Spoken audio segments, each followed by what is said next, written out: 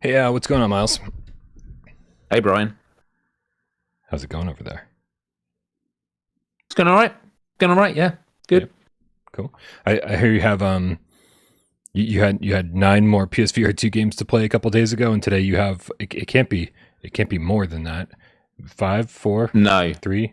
So it was 9 remaining. Yep. Plus, oh, sorry, 1 second. I've got the live chat coming through. My audio, where's it coming from? I found it. It always scares the hell out of me. It's half the reason we have a conversation before the show to work out any bugs. Yeah, to get our sound levels. No, so yeah, start of the week, I had 9 PSVR2 games left, plus any new ones. And every day this week I've been playing new, I've been doing Let's Plays, and tonight I did 2, and it's still at 9. So yeah, just because it's just new games and that. So amazing. Yeah, great. And there's lots of new games coming out in the next week and 2, so lots to go. Oh, I'm so excited. Yeah, I know. Well, there was always the speculation that Vertigo 2 was going to come out today. Can you imagine? Oh, thank God it didn't. I was dreading it. Like, I hate to. It's such a weird thing to say, isn't it? It's quite an entitled thing. Oh, I'm dreading another PSVR 2 game coming out, but it can be pretty brutal, and especially for you. For me, it would be brutal for me, except I'm working on the award show, and so pretty much everything else is on hold. And so like I've sort of given myself a break and said, don't stress about reviews. You got an award show that's coming up in 15 days, and you got a lot of work to do for that. So I've sort of just given myself a break for everything else. I've been like, well, I'll play things for GAMESCAST. I'll still get PSVR this week done, but reviews are just not happening. So how stressful is it? About as stressful as always. Yeah, as always. All right. And as always, I think we should start the show. Let's go.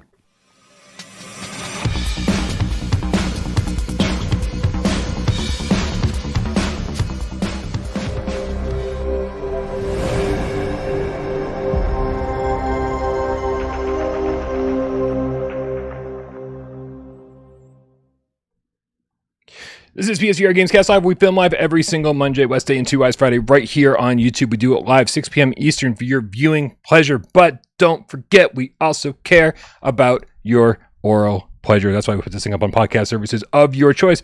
Thanks to our good friend, Rypop. Thank you for everything you do. Thank you so much. And if watching this live drives you fucking crazy because it's driven other people crazy, don't worry. Timestamps get into the sucker after the fact because of our friend Sci-Fi Game Cat Henry. And so that way you can just jump around, jump, up and down, Miles, wherever you want to go. My name's Brian Pop, and this channel right here, PSVR Without Parole. And this gentleman over here to my left, your right. Nope, it's my right and your right. You know what? Who the fuck cares? It's Myles Dyer from youtube.com/Myles. Hey, Brian. Hey, Game Cats. Hope you're all doing good. What a week it has been in the world of PSVR 2. And I got to say, yesterday, I almost did a first on Twitter and actually do a video response like it was like the mid-2000s on YouTube to Mr. Ryan McCaffrey, who was feeling a bit down. He was depressed for being a sucker buying a PSVR 2 headset. And I genuinely actually set up the camera and I was about to record a video saying, dude, I hate to see you depressed. Have you played these games? And just like list, our top 10, for example. Just because the amount of people that kept tagging me in his response, in what he said, saying like, what do you think of this? What do you think of this? And it's like, at the end of the day, people are entitled to their opinions. And if he feels, depressed by it, that's a shame.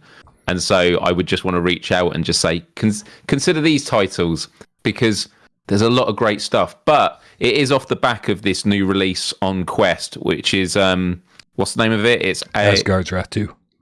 Right, which got a 10 out of 10 on IGN. And you know what? If it's an excellent, fully developed game, that's amazing. It's great. And so I think that's one separate argument. But the idea that, where are the games? What are Sony doing? It's just... Well, it really displays the double standard that's on that's going on here. The fact that they can get one, and trust me, I mean, you and I are both extremely happy anytime any VR platform gets a good game. It's like the whole rising tide theory, and plus at some point I'm going to own a Quest 3. I got rid of my Quest 2 when I was no longer using it, but after the new year, I think I'm picking up a Quest 3. So it's a good thing. It's a good thing when any VR headset gets a great game. But for some reason, all it takes is one really good game on a Quest platform for everyone to do their song and dance and say, VR has been saved. Everything is amazing over here. And then PSVR2 gets consistently amazing games. You're like, there's no games. Sony doesn't care about VR. And it's like, you are out of your goddamn minds. Out of your fucking minds. It's a double standard, and I'm done engaging with it, man. Like, it's embarrassing. These people are embarrassing themselves. It feels so dumb that it feels like there's a conspiracy going on. That's how dumb it seems. Okay? To the point where I'm like, anybody like spouting this garbage narrative these days is so goddamn transparent. Like, you're fucking lying now. It's no longer, oh, this is my opinion. You're fucking lying, people. Get over it. Stop with the console war shit. All VR headsets that are out right now are great, and we're getting great games. Stop with the console war bullshit. You're just lying now. I'm done. I'm glad I got us off to I'm really glad I chose a good topic to get us off to a happy Friday mood. But no, and also like, and I genuinely was thinking about when recording this video, I was going to start off by saying like, I started engaging with Ryan on Twitter when he'd done that Gran Turismo 7 first impressions video, which was amazing. He was glowing. He was kind of emotional about, you know, being in the DeLorean that he used to own and stuff like that. So it's kind of like, he clearly connects with it.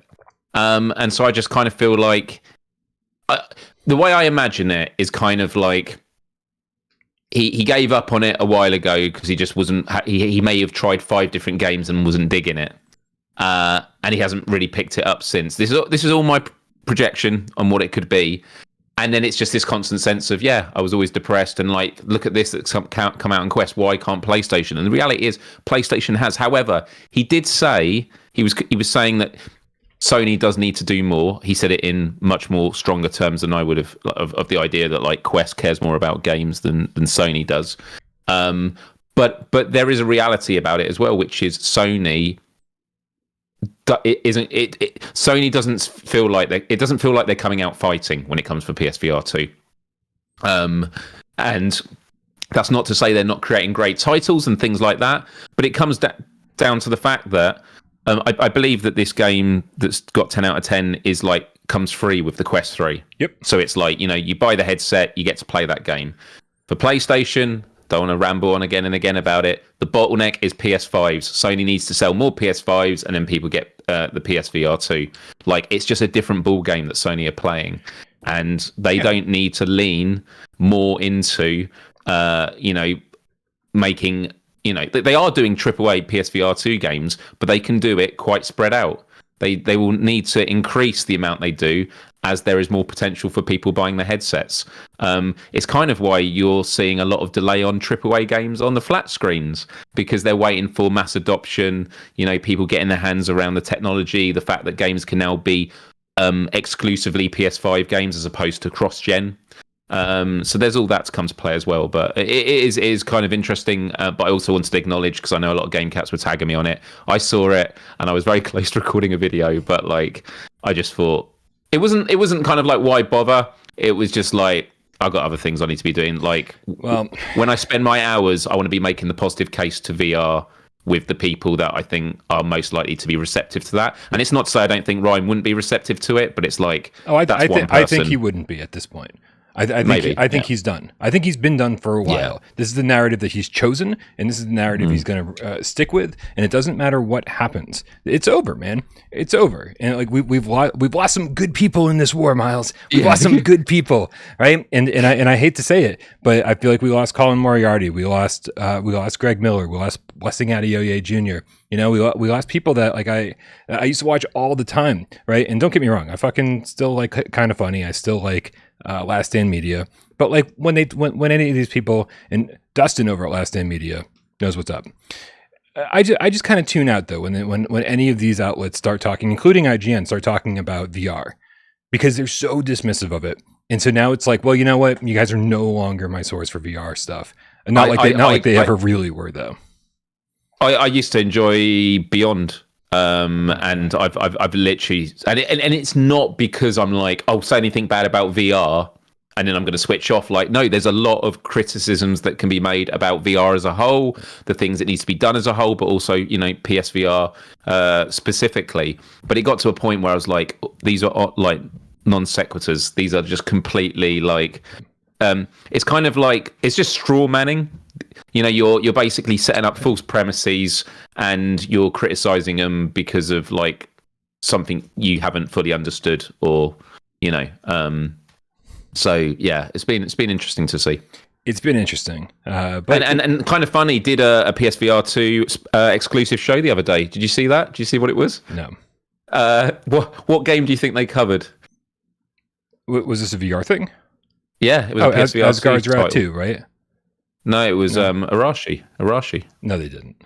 They did. Are you fucking kidding me with this right now? It was a sponsored paid straight. Of course it was. Funny, they would have done it otherwise. They're not going to touch VR. Right. I know, but right. I think even if it was paid, the point is they're now associating that with PSVR2, and so Greg Miller was there being a samurai, and oh man, I'm so done. I didn't even watch long enough to see the turning issues. I'm just like, I didn't watch this.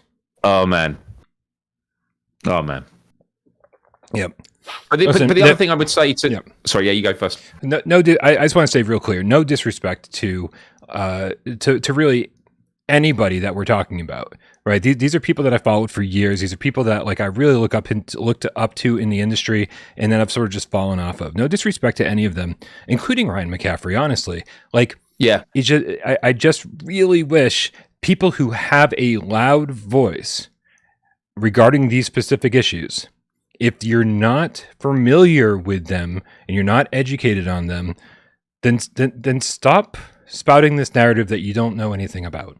That's the only thing I ask. It's like if you don't feel like covering VR, if you're not interested in PlayStation VR2, fine, just stop.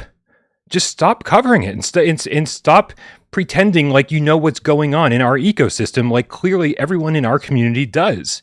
That's why when you look at that tweet, every response was, "You're out of your goddamn mind, Ryan." That's why every response to that tweet was, "You are out of your fucking mind." And guess who didn't respond to any of those? Ryan. Yeah. It seemed like it was just to incite some anger and to get some clicks. It's also it's the moving of the goalposts. It was where are the games? Now it's where are the good games? And yeah, it's not right. And the final point I was going to make was that, you know, at the end of the day, as you say, none of this is personal. I never ever want, you know, we can have these discussions, and if we think people are misguided, you know, we make the case for it. And I would always say to GameCats, make the positive case always. You know, as hard as it can be, Agreed. Don't beat people down to make them lose the argument. Actually lift them up so that they can see your side and hopefully come over. Because these are people we need to be, you know, make allies with.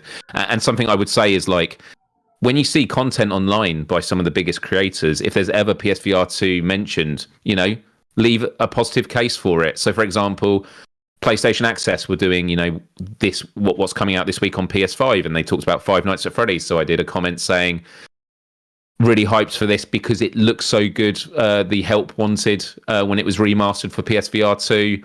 And you know, they're using eye tracking and stuff like that, you know, and when you see comments like that, give them the thumbs up, because then other people will see it, and people in the comments do read comments. A lot of people do read comments, and so, you know, I think we can all be ambassadors for PSVR2, not just to bat away negativity, but to build the positive case as well, which we do every day. But I just wanted to make that absolutely clear. Absolutely. I actually didn't know you were going to bring this up. It wasn't on our run of show. We didn't mention it before the show as we were getting ready. But yeah, I'd actually completely forgotten about this. So sorry to bring it up. I'm glad you brought it up, man. I'm glad you brought it up. You know, like it is. I 100% agree with you. I don't want anybody going over and yelling at Ryan McCaffrey and being like, you know, what's wrong with you? I'm like, just, if you're going to respond with, tell him that you're loving your PSVR 2. Tell him the games that you're playing. Right. Ask him if he's tried Synapse. Ask him if he's, I mean, you know, we don't need to go on about all the great games. We fucking talk about them constantly. Yeah, there's at least one great game, isn't there, on PSVR 2? There's got to be at least one. I think there's pretty much one game. Yeah. Speaking of positivity, man, let's tackle some of these tips here. First tip is oh Jesus, look at this. The AJ and the fuck out of my sleepy brain for Myles GameCat. I don't know if I got that right. That was all one word. $20 tip. Thank you so much for your generosity. He said, "Hey all. I thought I'd try out a new name for everybody. LOL. Well, I certainly had to try out that new name, didn't I? That's great." St. Nicholas Gamer, the holidazed GameCat, with the $13.37. We know who this is. It says, "Start your engines." Lula says, "Galaxy Kart for Sunday multiplayer." It's true. Guys, okay, first of all, if you haven't played Galaxy Kart recently, welcome to Galaxy Kart Corner. I'm going to tell you how good Galaxy Kart is. Running at 90 hertz native wheel support. It's so much fun. It's our only kart racer, so it wins that category by default. However, it's a lot of fun. Even when it was like half broken at launch, every time I played Galaxy Kart, I couldn't stop smiling. Like it's a fun game. And so now that it's all fixed for the most part, it's still got a few bugs, but like it's really fucking fun. So every Sunday, our good friend Professor Lilith puts up a poll for, actually it's early in the week, puts up a poll about what game we want to play on Sunday together as a community, and Galaxy Kart won the vote. So 2 p.m. Eastern, I believe, every Sunday. So make sure you go join our Discord. Click the link in the description below. Join our Discord and make sure you're there 2 p.m. Eastern on Sunday. Myles, 2 p.m. Eastern on Sunday sounds familiar because on 3 p.m. Eastern on Sunday is when the voting for the 2023 PSVR award show ends. So yeah, I mean, so you got a big day over on Discord, you guys, on Sunday. So not only are you playing some Galaxy Karts at 2 p.m. Eastern, but you're also make sure you get your votes in before 3 p.m. on Sunday, 3 p.m. Eastern. All the links for all the categories to go vote are all over there, listed publicly. We've already had 300 people vote in most of the categories, and the poll hasn't even been up for 24 hours. So this is already one of the biggest turnouts we've had for a voting season. This is destined to be one of the biggest award shows that we've done yet. The award show will be airing on December 30th. Good stuff, right? That's awesome. That's really awesome. Yeah. Lots of really cool categories. So they're 20? Is that how many? 25 categories. 25 categories. Which is 250% more categories than we've ever had before. Man. It's good. It's good. I need to vote still. I need to exercise my democratic right. But I'm waiting to see what everyone else is going to vote, and then I'll just vote with who I think is going to win, just so I feel like I've contributed something. That's how I like to roll. That kind of person, huh? But I like your politics. But Brian, I wanted to ask on Galaxy Kart. Does Galaxy Kart still not have the free demo yet? I don't believe so. I think they had a problem with that with Sony. Shocker, that's not going to be the only time you hear this tonight. So they don't have that up yet. However, it has been on sale for like, I don't know, $13 or $14, something like that. It's worth every penny of the 20. Yeah. Because dude, they've added so many tracks. They've added so much polish. It's just such a better game now. What was the question? No demo. No demo. Yeah, no demo. Because I knew it was going to be then you could actually play, the tracks others. But to be honest, at that discounted price, I know it's not exactly the same, but like that's worth it just for doing, Sunday multiplayer for an hour or two. Yeah. You think true. What you'd pay to go karting with people and that, like the multiplayer experience of it is really, really fun. So yeah, get involved. Yeah. And guys, this is another reason why our Discord is so good. Not only because, we get these multiplayer things going on, not only because you can vote for the awards over there, but the reason why Galaxy Kart is so good right now is because the developers basically lived on our Discord for months. Ever since the game came out, they lived in the Galaxy Kart channel, listened to everybody's suggestion, listened to everybody's bug reports, and basically implemented everything that everybody wanted. Like it was just, oh, you want that? You want this? You want this? You want wheel support? Okay, cool. You want it to run at native 90? Okay. I was like, are you fucking kidding me? You're just doing everything we're asking you to. That's amazing. If you want it a little easier time talking to developers, if you want to feel like, you're not just a random person in a group, like you're actually talking one-on-one, it's a great place to hang out, and developers are actually super appreciative to hear all the comments and especially since like our community is so positive. They're not worried so much over there about getting roasted and just like and worry about getting death threats from our community members, as plenty of developers have prior.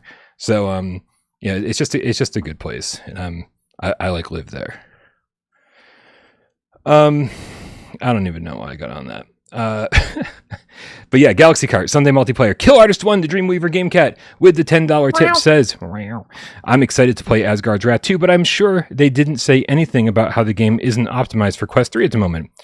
It was given free to Quest 3 owners. I didn't even know it wasn't optimized for Quest 3. Yeah. See, I don't pay attention. It's not really. Oops. I might accidentally. I almost accidentally banned Kill Artist by clicking on the tip. Sorry. But thanks for letting us know, Kill Artist. Maybe by the time I get a Quest 3, it'll be optimized for it. That would be cool. Play an even better version. That's how it always works, though. Wait 6 months, you'll play a better version of your game. ThunderCat. GameCat, don't tell my dogs with the 10 quid says, what a year, dudes. What a year. For my fellow Brit, the last time I saw you, you were sleep deprived and killing people with trams. Hope you rested. Love you guys. Pizza tip for you. Wow. You were killing people with trams, Myles? Well, yeah, Wednesday show. There's that famous moral dilemma. You seen it? It's the stick drawing on a switch, and it's like a tram is moving towards 5 people on the track. Oh, okay. You can pull it, and then it will kill 4 people instead. Do you pull the thing? And there's a website where it does more and more absurd things. And yeah, that's what the talk was on the Wednesday show. It was off the back of playing around with it on a previous show, and I actually was getting ChatGPT to do the moral dilemma, and it was giving some pretty interesting answers. So yeah, it was a really, really vibrant chat. So yeah, it was a good show on Wednesday for that. And for those that don't know, Myles Die Live every Wednesday. We sometimes talk about VR, but normally it's just hanging out. Sometimes we talk about mental health and well-being. Sometimes world events. Sometimes we do quizzes. Actually, I will plug last Wednesday of the year, which is going to be the 27th of December. I'm going to end the year with a big sort of end of year quiz. So if anyone likes a good old quiz, 27th, which is at 4 p.m. Eastern, 9 p.m. UK time, would be wonderful to have you there. YouTube.com/Myles. The link is also in the description. Thank you. Check it out. Check it.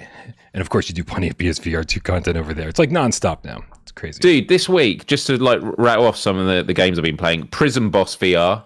I'd never played it on PSVR, so being able to play it on PSVR2, I had a really good time with it, man. I'm actually really looking forward to going back. Towers and Powers, I know you spoke on the show with Wes about it on Wednesday. It's fun.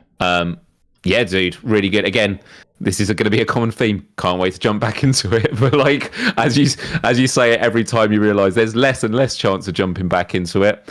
Yeah, obviously Five Nights at Freddy's Help Wanted 2, Cooking Simulator, and Epic Rollercoasters, which we're all going to be talking about on the show. But yeah, what a week. What a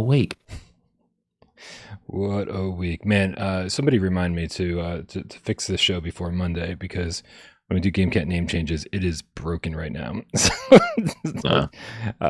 That's something I got to take a mental note of. Something that could also be fixed for the show is, if anyone's watching right now, do hit the like button. It gives Brian energy. And he always afterwards on the post show says, when we have our post show to see how it went, he's always like, we were 6 likes off getting to that next 100. Yeah, and that's all. Brian gets really upset about it. It's always to like say, don't worry, Brian, we'll try better next time. Super high priority for me. You guys know that. I definitely care about likes and shit like that. I don't even know that we're on YouTube most of the time. If it wasn't for you reminding me, I'd just be like, whatever. Don't even bother. Don't even bother subscribing. Like, let's be fair. If you stumble upon the show around showtime, feel free to come join us. But don't feel pressured. Dude, I just love the Game Cats do it now. Like, a lot of times I forget, and the Game Cats say it in the chat. Don't forget to hit like, and I'm like, oh yeah, I haven't hit like yet. I mean, I'm doing it now because Macho's saying it. So, well done, Macho. Very nice. Man, while it is now GameCat, specifically White Tiger with the Canadian $2 tip, says, who can beat me in Racket Fury? Naughty Dog VR2 game? That was two questions, Waleed. And the first question, who can beat you in Racket Fury? I don't know. It depends on where in the world you live.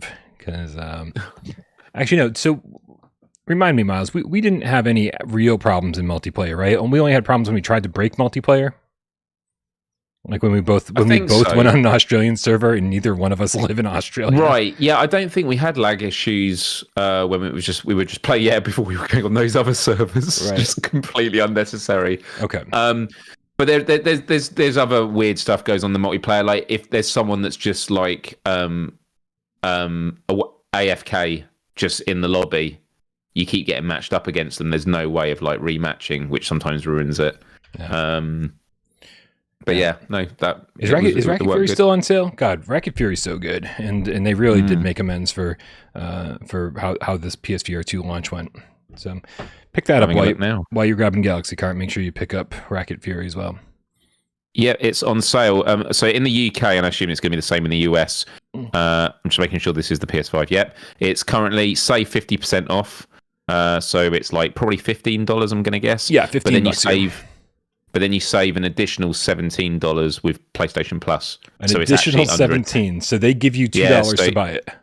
Yeah, it's like just over £8 here, so under £10, which I think is good for that. If you haven't owned it before, although if you owned it before and absolutely loved it, if you're someone that was like, yeah, it was fine on PSVR. Is PSVR2 going to like get me over the line? I would say no. Like it is just a straight port. Oh yeah. Definitely. With less content. Hey, Myles, they took away one of the maps. They didn't take one away when they brought it to PSVR2. They took away one when they updated it on PSVR1. We had this boring space one. And Okay. And then they added a bunch of really good new ones. Cool. Myles, I'm about to tell you another reason to join Discord. You guys sick of hearing about Discord yet? Because I am. Make me stop talking about it. Give me another thing to talk about. But for right now, join Discord because that's where you can get your questions into the show on the Viewer Takeover channel. Just leave your questions in there and maybe we'll address them. Like Planet did, #Viewer Takeover, he writes, have you tried the head-based fixed movement option in Resident Evil 4? This is IMHO, the holy grail in movement settings, remembering the direction of your head at the start of the movement until you stop. It fixes all the issues I have with looking to the side while walking straight ahead and not going into irrational patterns because I'm using my hand like for reloading. This should be copied. That's interesting. This should be copied by every developer out there. Yes, I 100% agree.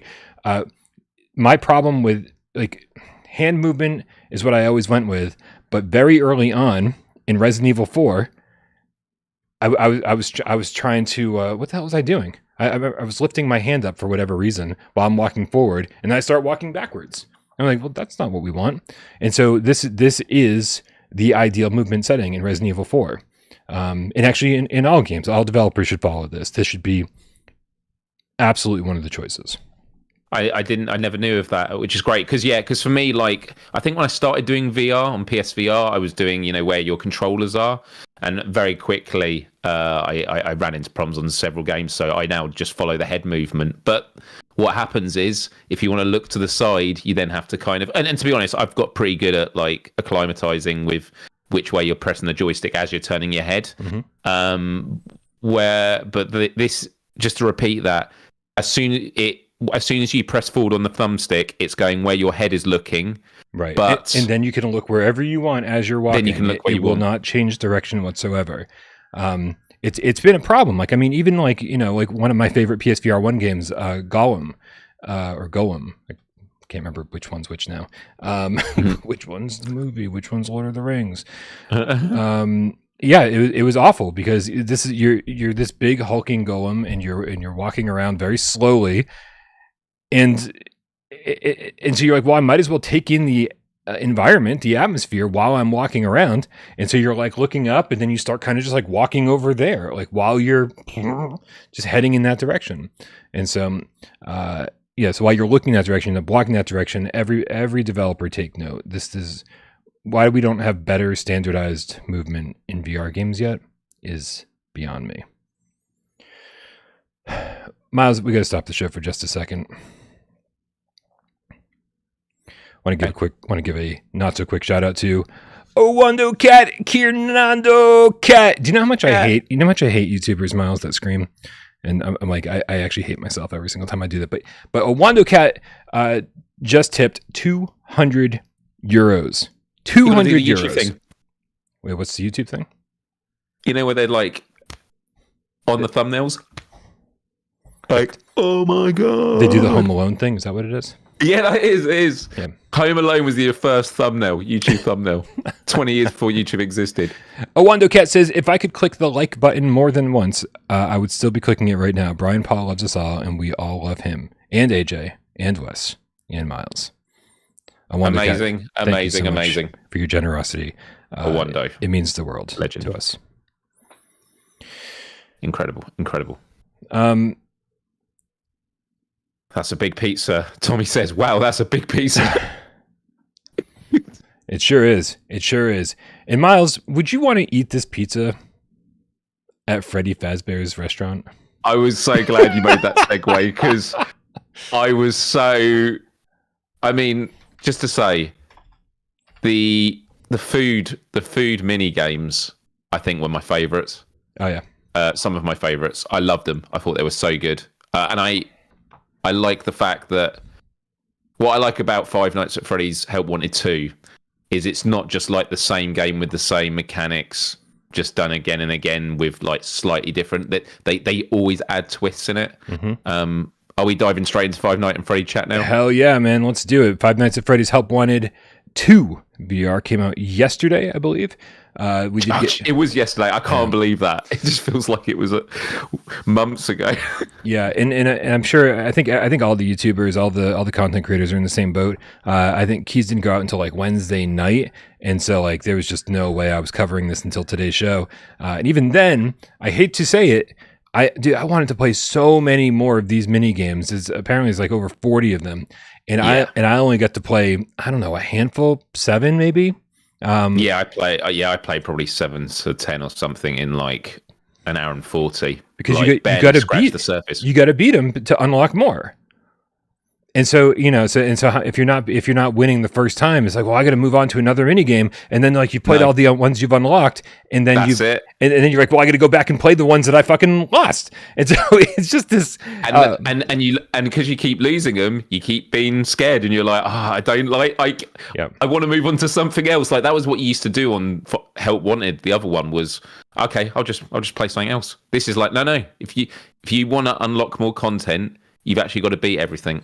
And I actually, it's not just that the game starts with one level and you got to complete one to unlock one. Mm-hmm. There are a selection of like, it's the menu is done on a folder folders on a computer. So you're on a desktop, and they're different. They represent like different areas or different themes or categories. And then within them, dude, some of them like have maybe like you're like, oh, there's 8 here, and then others there are like 20 full page. Like some of them are just full. Yep. Dude, first things first, man. When I first stopped into this, so here was my introduction to Five Nights at Freddy's Help Wanted 2. My introduction to it was that I downloaded it and it was sitting on my hard drive, and I was trying to get award stuff done, and then you started streaming it, and then so while I'm working on the award show, I'm sitting in Discord, and one of the cats said, Myles is streaming Five Nights right now, and he says it doesn't look as good as Five Nights at Freddy's Help Wanted 1 PSVR2 version, right? And so I was like, what the? I'm like, really? Like, how is it not using like the same engine? Like, I figured why is that the case? I don't. My bet is that most of these games, I haven't seen all of them, obviously, but I don't think Five Nights 2 is pushing the hardware any more than Five Nights 1 was. So why aren't they just using the same engine? Why isn't it exactly the same? And so, so I jumped in. I was like, well, I need to see this just for myself, just to, because we all see things differently. And I jumped in. I was like, oh yeah, well, fucking Myles is right. It doesn't look as good as Five Nights 1. That being said, it looks fine. Like it's not going to blow you away, right? Like, but like the way that Five Nights 1 does now on PSVR 2, there's like shimmering around the edges, and I as far as I can tell, it's clearly reprojected, right? Like you have anything in front of your face, even slowly, and it's just like you can see because the backgrounds are so goddamn dark. That's why And it's also, so obvious. And there's not a lot of mini games where you actually have to move, especially with the thumbstick. Yep. Like you're just sat there and moving around. So it's the games where you're actually, you're rotating that you really do notice it. And I was glad that you checked it, because I find it very difficult. Let's Plays, it's always like there's the pressure of like, I've got to give the definitive answer. People are like, watching, going, I want to buy this game. Right. Has it got this? And these conversations have definitely made me. And I think off the back of Resident Evil 4, which was, I can't believe that was just last Friday when we were talking about it, a lot of people thought, me more so than you, was being negative because I was saying all these things that wasn't right about it. But it's like, but it's a great game. And I've just realised that I do think it's important to talk about what isn't right. But I always have to make sure I keep backing up and saying, but it's not terrible. So like in Five Nights at Freddy's Help Wanted 2, right. The game looks great.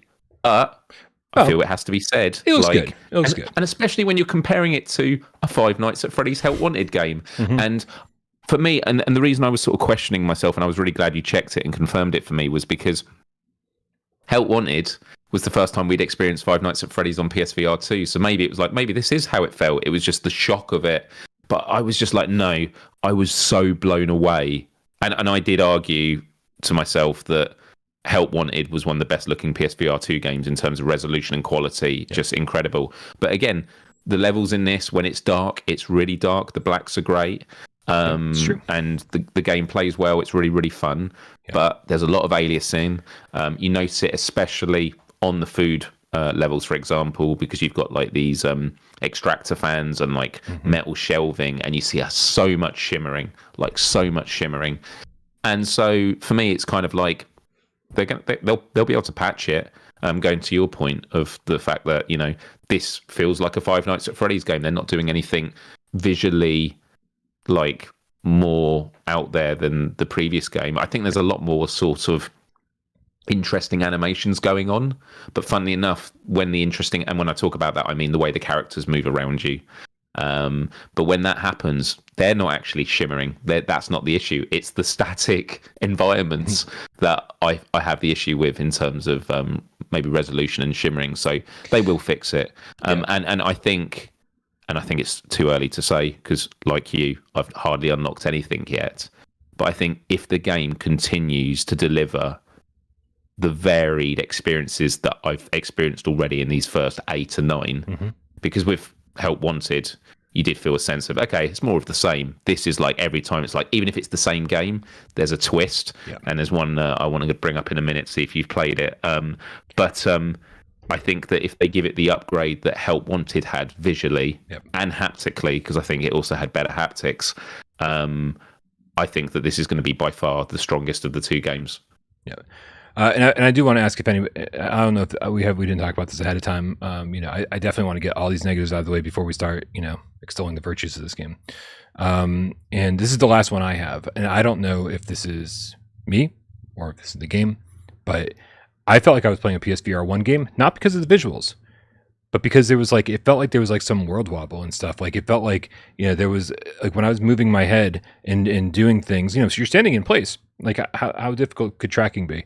And I felt like there was a little bit of wobble here and there where like, where the tracking wasn't as steady as every other PSVR 2 game I've played. And I was like, so now this looks and feels like a PSVR 1 game to a certain degree.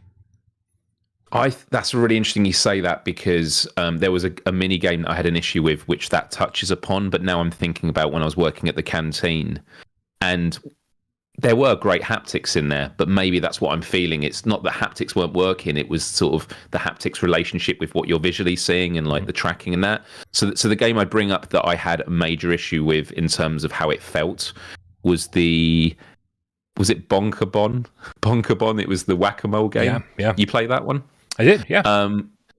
I didn't like how the mallets felt. I felt it felt pretty wobbly. And a part of me is like, maybe that was just done by design, but I felt like I wish the it was mallets just themselves like like it just when you swung with it, you didn't feel like you were actually, because when I've been at the arcades and carnivals and maybe different places have different, the mallets are sturdy, like you're smashing it. These just like There was times I was hitting it and it was going round the character. It wasn't hitting them directly. I just felt like it just didn't feel strong with the hits, which, whack-a-mole games do. And I think it might go to what you were saying about the most of what I experienced felt like it was in the headset, and like from my vision. I don't know how much had to do with like the actual, my hands in the game. Gotcha. Okay. But yeah, I mean, I certainly could have gone for more haptics in this game, to make it feel more impactful. And I think I was way too distracted, Miles, when I was playing this mini game, because it gets dark. And so like you need to really have a good idea of which of the the characters you're supposed to be hitting and which ones you're not, because along with the whack-a-moles, there's the don't hit these moles. And and so it's really difficult because the lights get real dark, and I think they expect you to tell by the glowing eyes. And I'm like, well, they come out of more places as well. They come out of the field of vision gets wider. At first, they're just there. Then they're around you. Then they come out of like the sides. That's a mini game that I played the most of, and I still haven't completed it. Well, and that's also, I think it's also exemplary of my general feelings about this game, is that it makes me feel stupid, because these are fucking simple ass games that I'm like, wait, what am I supposed to do? Wait, what's going on right now? Right. So first, there's that. Right. The one right now is Fazbear's the shooting one, the first shooting one. Right. I was like, I don't know how to start the game. I didn't even know how to. Start. Right. It was so dumb. Yeah, I was waiting for ages, and then you meant to shoot the target at the beginning in the middle. Yeah, I was the same. Because the animatronic's still talking to you, and you're like, this is a long fucking introduction. Meanwhile, you could just start it whenever you wanted to. And so even when he was done talking, I was like looking all around, being, well, what am I supposed to do? And so that bleeds into the games themselves, like not just starting the games and like learning how this whole place works, but also the games themselves, because the games themselves, they just kind of shove you into them. Do you get the 2 or 3 tutorial screens? But those don't tell you everything you need to know. No. And so you're trying to learn how to play the game the first time you're doing it, and you're absolutely going to get that jump scare because you're just fumbling around trying to figure out what the fuck you're supposed to do. And part of that drives me nuts, and part of that makes me... It's the genius of it, though. Right. The other part of it makes me want to get better. And I'm like, okay, I finally figured this out. And then you get to the third part of the puzzle, and you're like, shit, I don't know what I'm supposed to do here. Then jump scare. And you're like, okay, wait, hold on. I get to the third part that time. Let me retry. And then you get to the fourth part, and then jump scare. It's like the roguelike of puzzle games. That is such a good way of putting it. This is how I felt with Help Wanted. A lot of people knew because they played the other games that they were based on. And for me, I was just like, you look at the tutorial, and in my Let's Play, you'll see me. I go through each of the slides in the tutorial, and then I go back over it and just go, right, get these into my head. This is like my lifeline. This is exactly what I need to do.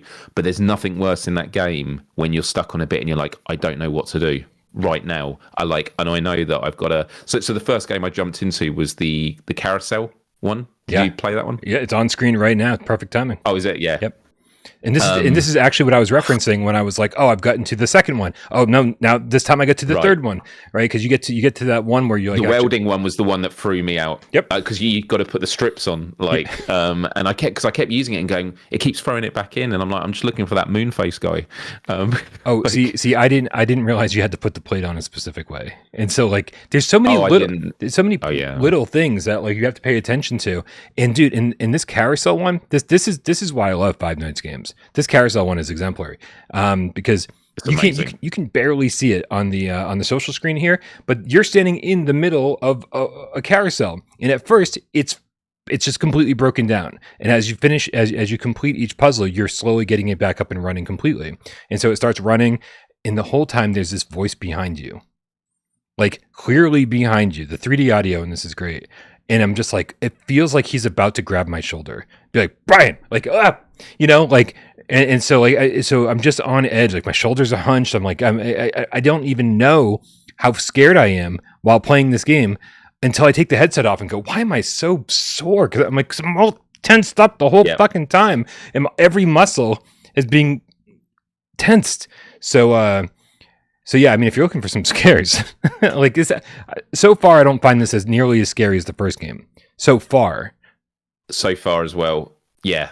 But it has its moments.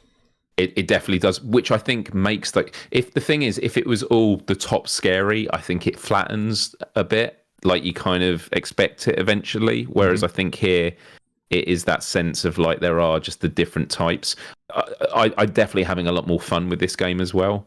And what was I going to say about the carousel one? The game premise is it's your first day at a new job, right? So like the fact that it doesn't give you all the instructions and you're panicking of like, have I missed something? Like, why am I being stupid? I don't think they've tried to be too like thought provoking, but it's like I think it's a really clever theme of like they've really captured that essence of like it's your first day. This is a great metaphor of the anxiety you feel when you're getting thrown into a new situation that you're not familiar with. The two that really put me on edge. The first, I love both of them, but the first food counter one where you're working at like the burrito bar. Mm-hmm. You're nailing it. That's also on screen right now as you're talking, which is perfect. Oh, cool. Yeah. You have these robots that are like demanding, and they keep coming in at you, and you just know they and when they're waiting for their order, they keep smashing their hands on the table, and it's just so tense and amazing. They invade your personal space, which like a lot of VR games try to keep from doing. Right, like let's not invade the player space. These guys, they just get closer and closer, and you're like, get the fuck out of here, dude.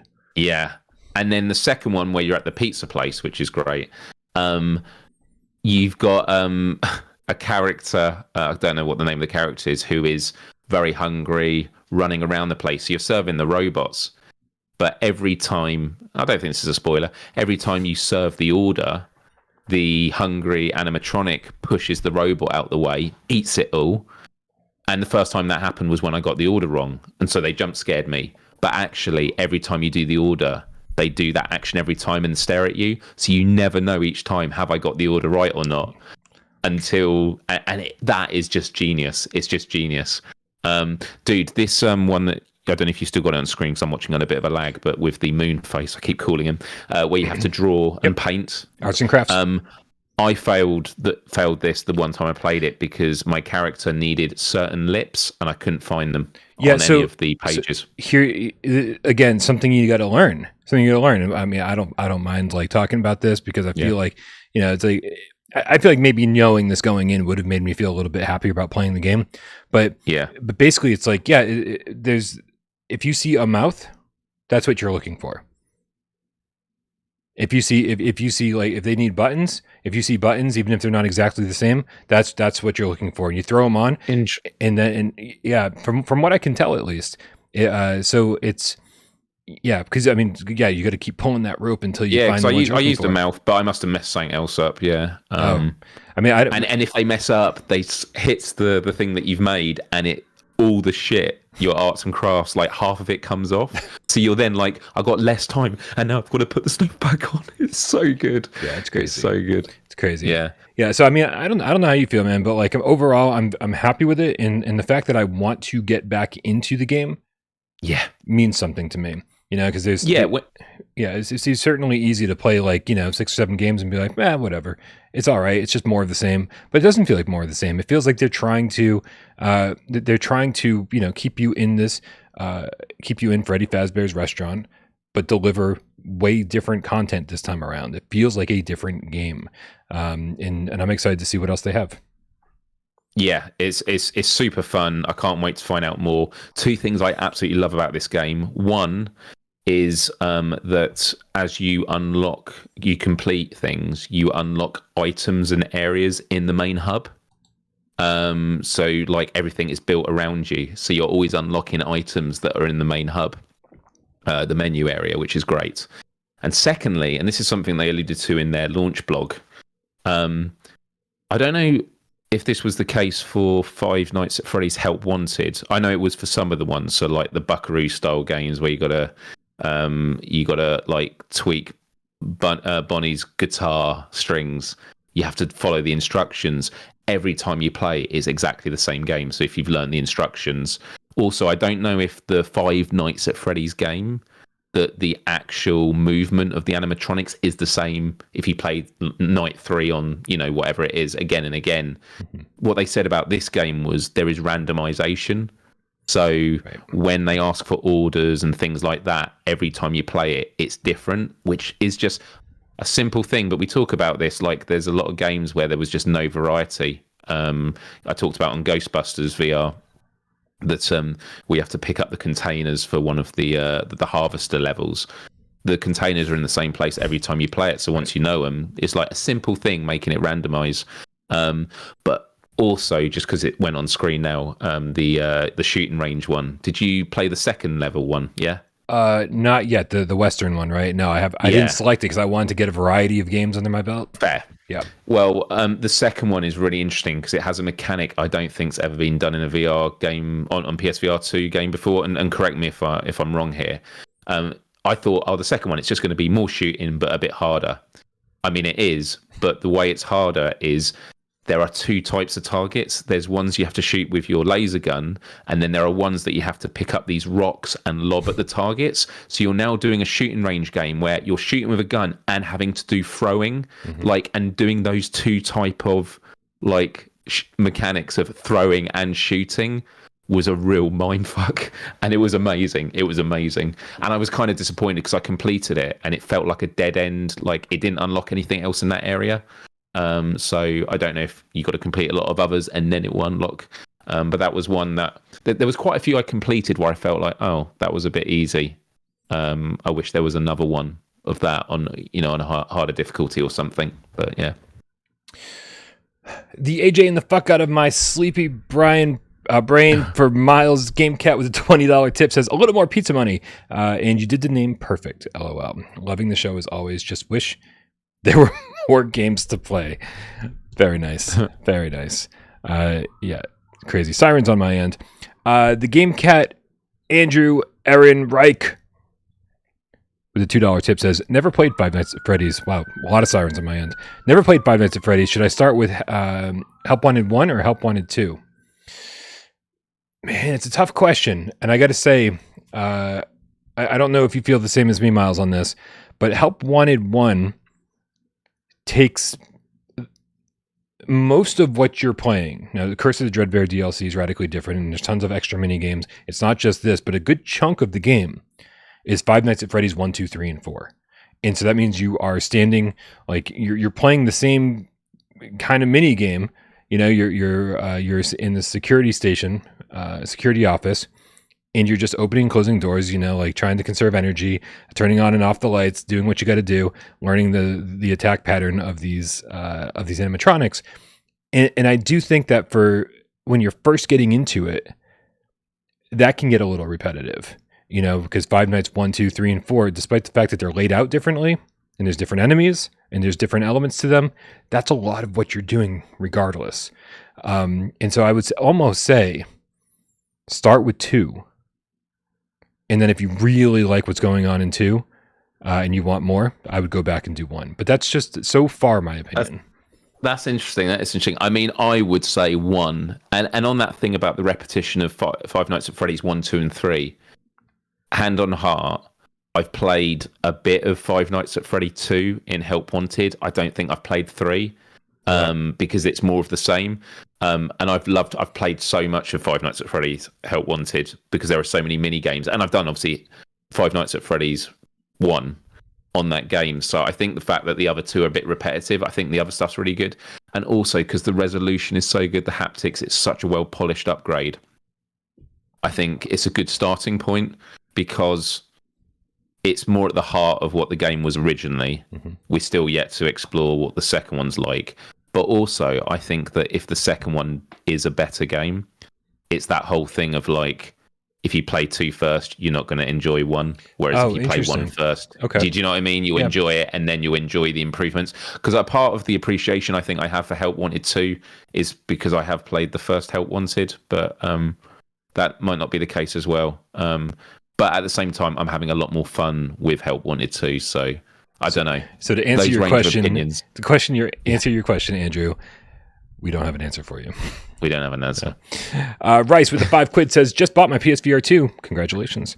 I have a cart filled with 200 pounds, sterling pounds worth of games. I don't know if that's how you say it. Worth of games. Yeah. Has VR taken over as your preferred place to play? Has VR taken over as your preferred place to play? Okay, now I get it. P.S. What's your most replayable games?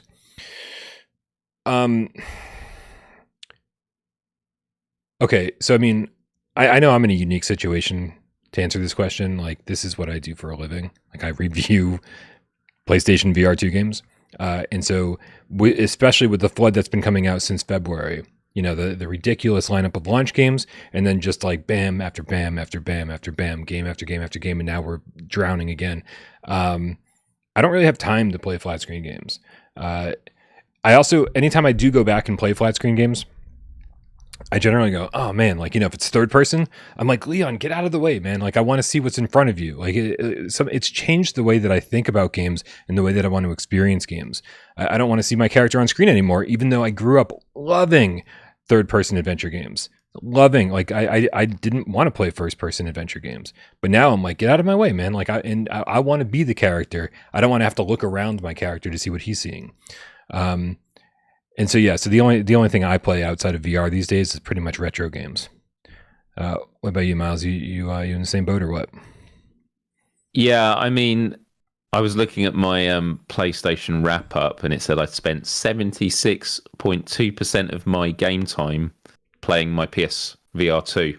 But that was because the first 2 months I didn't have a PSVR2, and that was why Fortnite kind of dominated at the start of the year. I mean, yes, we're in very unique situations where a lot of the time that I'm gaming, it is either doing Let's Plays or preparing for future shows. But, you know, the reality is when I think about I want to do a bit of gaming, I want to do something that's a bit more physical, you know, and you know, it doesn't necessarily mean doing something that's a full workout. And so I just love jumping into the VR world. Yeah, the more I play it, the more I love it. I think the same as you, it'll be retro games if I'm playing it on flat screen, and it's if I'm joining my friends to play like Fortnite and things like that. Like the Fortnite Lego mode is a super cozy game at the moment. That's like, good, yeah. Oh, dude, I need to give it a proper go. I'm still sort of learning it, but that's one that I definitely am really excited for. Like jumping in on one day where I'm like, I don't want to be in the headset. I want to just have a blanket on the couch and look at a TV across the room. But yeah, VR is definitely my preferred medium. Whereas when I first got a PSVR and was like a viewer of the show, like many of you, I would have said it was probably 50-50. But I just think that, again, being in a privileged position where I get to play all the PSVR2 games, it's just made me realise, depending on how you're feeling, there is a game for that feeling. And the diversity of games is incredible. So, yeah. It dominates. As far as the second part of his question, the most replayable games that I've experienced, and sorry to say yet again that like once I've reviewed the game, it's time for me to go review something else. I generally don't get back to anything. But Barbaria, so replayable. Gran Turismo 7, and right now every time I pick up my headset, I want to get back into Ancient Dungeon. Those are the three most replayable games off the top of my head. I'm sure there's maybe better options, but off the top of my head, for sure. Yeah, same as you. Don't really get a lot of chance. There's a lot of games I can't wait to like spend a lot of time in and like really like completing and stuff. But yeah, at the moment, Barbaria I play every day just to do my dailies, so that I go into that for like 20 minutes. And Ancient Dungeon every day I try and do at least just one run. And come back to, although I haven't done that for a few days now. I still don't have the crossbow. It's driving me up the wall, man. Dude. I'm trying to think what else has been. I mean, those are literally the only two at the moment. And there's just so many games. Like, there's so many games I can't wait to go back to. But I'm hoping over Christmas. I'm hoping after I've sort of caught up with everything that I want to, I'll be able to like every day just spend a bit of time. I've been playing quite a bit of Arizona Sunshine 2 lately because I've still not played the entire campaign. Oh. I actually, I can say this now. My first experience of the campaign was actually playing like the final hour or two with Brian because Brian wanted me to join in for co-op. That's right. So you played the end first. Yeah, I played the end first, and I'm actually going through with my buddy Johnny from the beginning. Nice. I think I'm literally just coming up to the bit that I started playing with Brian, so I feel like I've been playing the prequel. It's been amazing. It's like my mate's amazed by it, and I'm like, oh, dude, I know where this goes. I'm not saying anything, but like, this is such a cool prequel. I'm so jealous that you get to play the prequel first. Distracted in the chat says VR Skater. Forget everything I said. VR Skater is so replayable, and it just brings back all those Tony Hawk vibes from from PlayStation 1, like 1996, 97. I forget when that game came out. It's just, the music is so good. Once you learn to do the tricks, like it's almost like a power fantasy trip. Like you're like, oh man, you feel like a professional skateboarder, especially when you like just string together a bunch of combos. It's good stuff, man.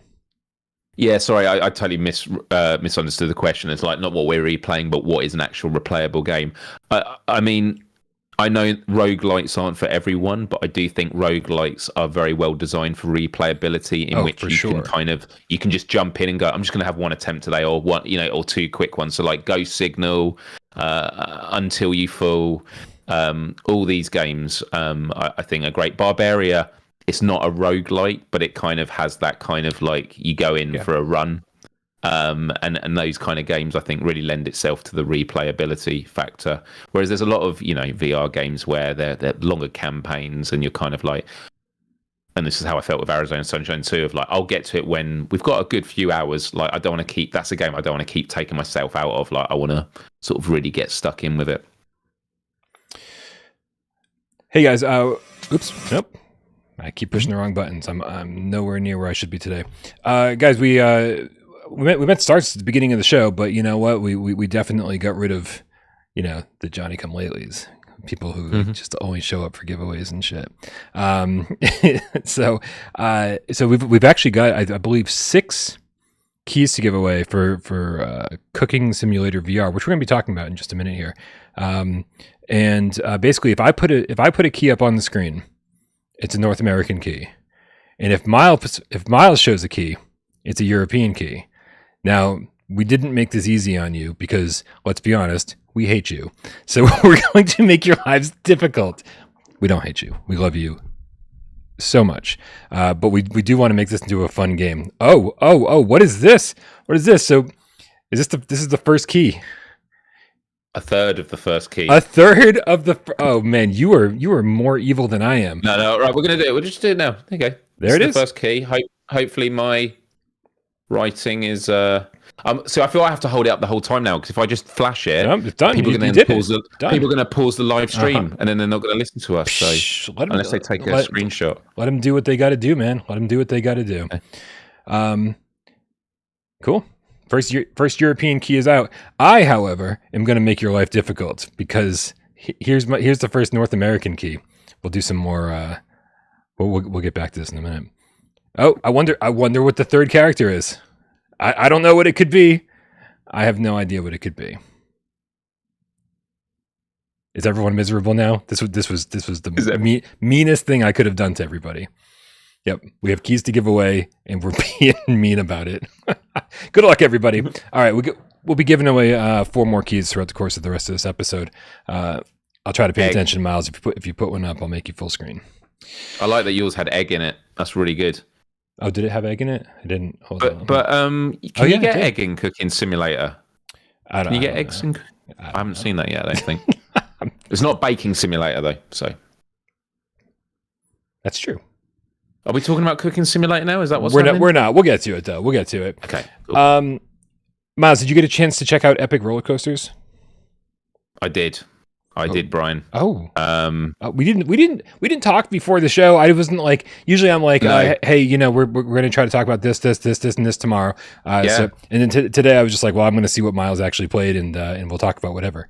Dude, and it keeps the conversation more organic if we kind of like, we're always going to talk about stuff before the show. And we're like, let's save this conversation for when the cameras roll in. For sure. I dived in. I did a let's play of it just before this show, and I was going to do just the base game. The devs have been working so hard, like just getting stuff sorted for the launch and that, bless them. And I was curious to know if I was able to get any keys for any of the DLC, because there are 4 DLCs. So there are 3 add-on packs, and then it's called like a SpongeBob SquarePants map pack. But to be fair, like the SpongeBob SquarePants thing is quite substantial. Like it feels like it just feels like one whole theme. So I did buy all 4 of them. And real? There was and to be fair, I bought 3 of them. The real life ones I didn't. And then a GameCat super chatted a kind donation. And I was like, well, I'm gonna have to do all 4 now. Oh, that's so sweet. This is what I love about this community. They're always incredibly supportive. And so I basically went through my Let's Play, and I just kept playing one of each of the packs. And firstly, I will preface this by saying 2 things. First, I went into this thinking this is going to be a cheap bit of fun. It's a VR roller coaster. This is like the most like OG of VR experiences, like whether it was Google Cardboard or things like this. This is what people wanted in VR. Is you sit on a chair and it's like, oh, I feel like you're on a roller coaster. So that was the first thing I came to this game with. But secondly, I have never played any roller coaster VR games on PSVR, with exception to Rush of Blood. Yep. And I know that there was one roller coaster game that was absolutely abysmal that you played, where Coaster. It just was it just Coaster, yeah, that was just like you didn't feel a sense of speed or anything like that. Yep. And so I came to this game thinking, is this just kind of like, and I hate to say this because it's like it feels like I'm not even giving devs a chance, but it's like, is this just going to be kind of a cheap grab like shovelware? Is it just like they're just going to be doing a roller coaster just because it's like it's easy for VR? Well, listen, Myles, before you even continue, I was in a similar boat, but for a different reason. I was like, oh man, this is going to be rough, right? Because first of all, like they're basically just convincing you to buy a bunch of DLC, and the DLC feels kind of expensive. And I played this when I first bought a Quest 1. This game was on it, and because it was free, I downloaded it. And so my only experience with Epic Roller Coasters was the Quest 1 version. And like I didn't get a sense of speed. Like the frame rate wasn't very good. It just didn't. I didn't feel immersed, you know. So and that was Quest 1, right? That was a long time ago. And but I'd sort of just dismissed it because my experience wasn't great. And boy, oh boy, am I happy that this is not the Quest 1 version. Yeah. Someone also warned me when it first came out that make sure your sense controllers are charged, because they said, boy, do the haptics kick in. Yeah. And as soon as it started playing, I was like, mine were fully charged, but I was like, I don't know if this stream's going to last more than a half an hour. It was non-stop. Yeah. And I have, I know you can always use aids to help with VR experiences. You know, if you're playing GT7, you're going to use the driving rig. That's the best way to do it. Someone told me like having your hands in your lap so you can sort of feel the vibration in your legs, like you feel like you're in it. I have this the company Scuff that makes Scuff controllers, the competitive DualSense controllers. I used to own one when I played Fortnite a bit more hardcore. But I got a Scuff cushion, and the Scuff cushion is a cushion. It's like a C shape that basically goes round your body, and it's for posture, because when you use it, it means that because when your controller goes in your lap, you lean forward, and it's really good for posture. I don't use it a lot, but I used it for the Let's Play because it felt like, oh yeah, I've got this like strap around me, like I'm on a roller coaster, and I had my hands there, and it was, I was blown away by this experience for a number of reasons that you've already alluded to based on the Quest 1. Frame rate was good. The haptics were awesome. There was a real sense of speed. And I know we'll dive into this more in a moment with specific examples. This is not a game where it's just like, it's a roller coaster track in all these different environments. No, these are like themed environments. Like, there are 3 game modes for each of them. You can play Classic, where you're just riding the roller coaster. You have Race, where you control the speed of the roller coaster. Yep. You don't want to go too fast because you'll fling off, and you can have it set so you do actually go off the track, or too slow that you don't get enough momentum to get to the next section. Yeah. And then you have, as we see on the screen, a shooting mode. where you can shoot. And here's an example of how I say about the themes. The shooting mode, it's not just like for every track, it's the same targets. No. The targets are themed. Like every map you play, the targets are specific to that environment. And if you buy more packs, you get more carts because each map comes with a cart. I think most of them come with their own weapons that you shoot with. And so I was blown away. And it's not just like you're in this sort of vapid environment.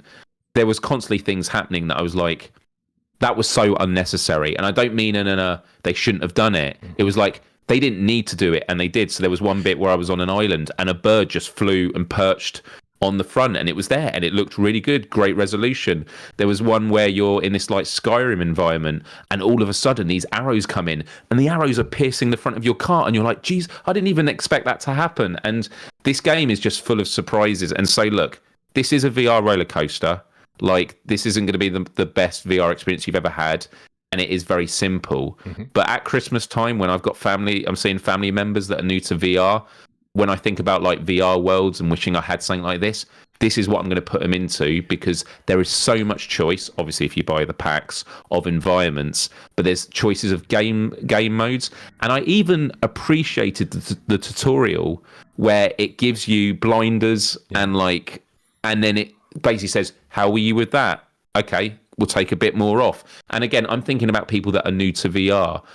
I think this is going to be a really excellent first experience, and it's a really good gateway for people like developing their VR legs. But yeah, I could keep going on, but yeah, I mean, I was very impressed. First and foremost, like, regardless of whether you think you're interested or not interested, you don't know if you want to play this, you think you do, you don't, download the core game. It's free.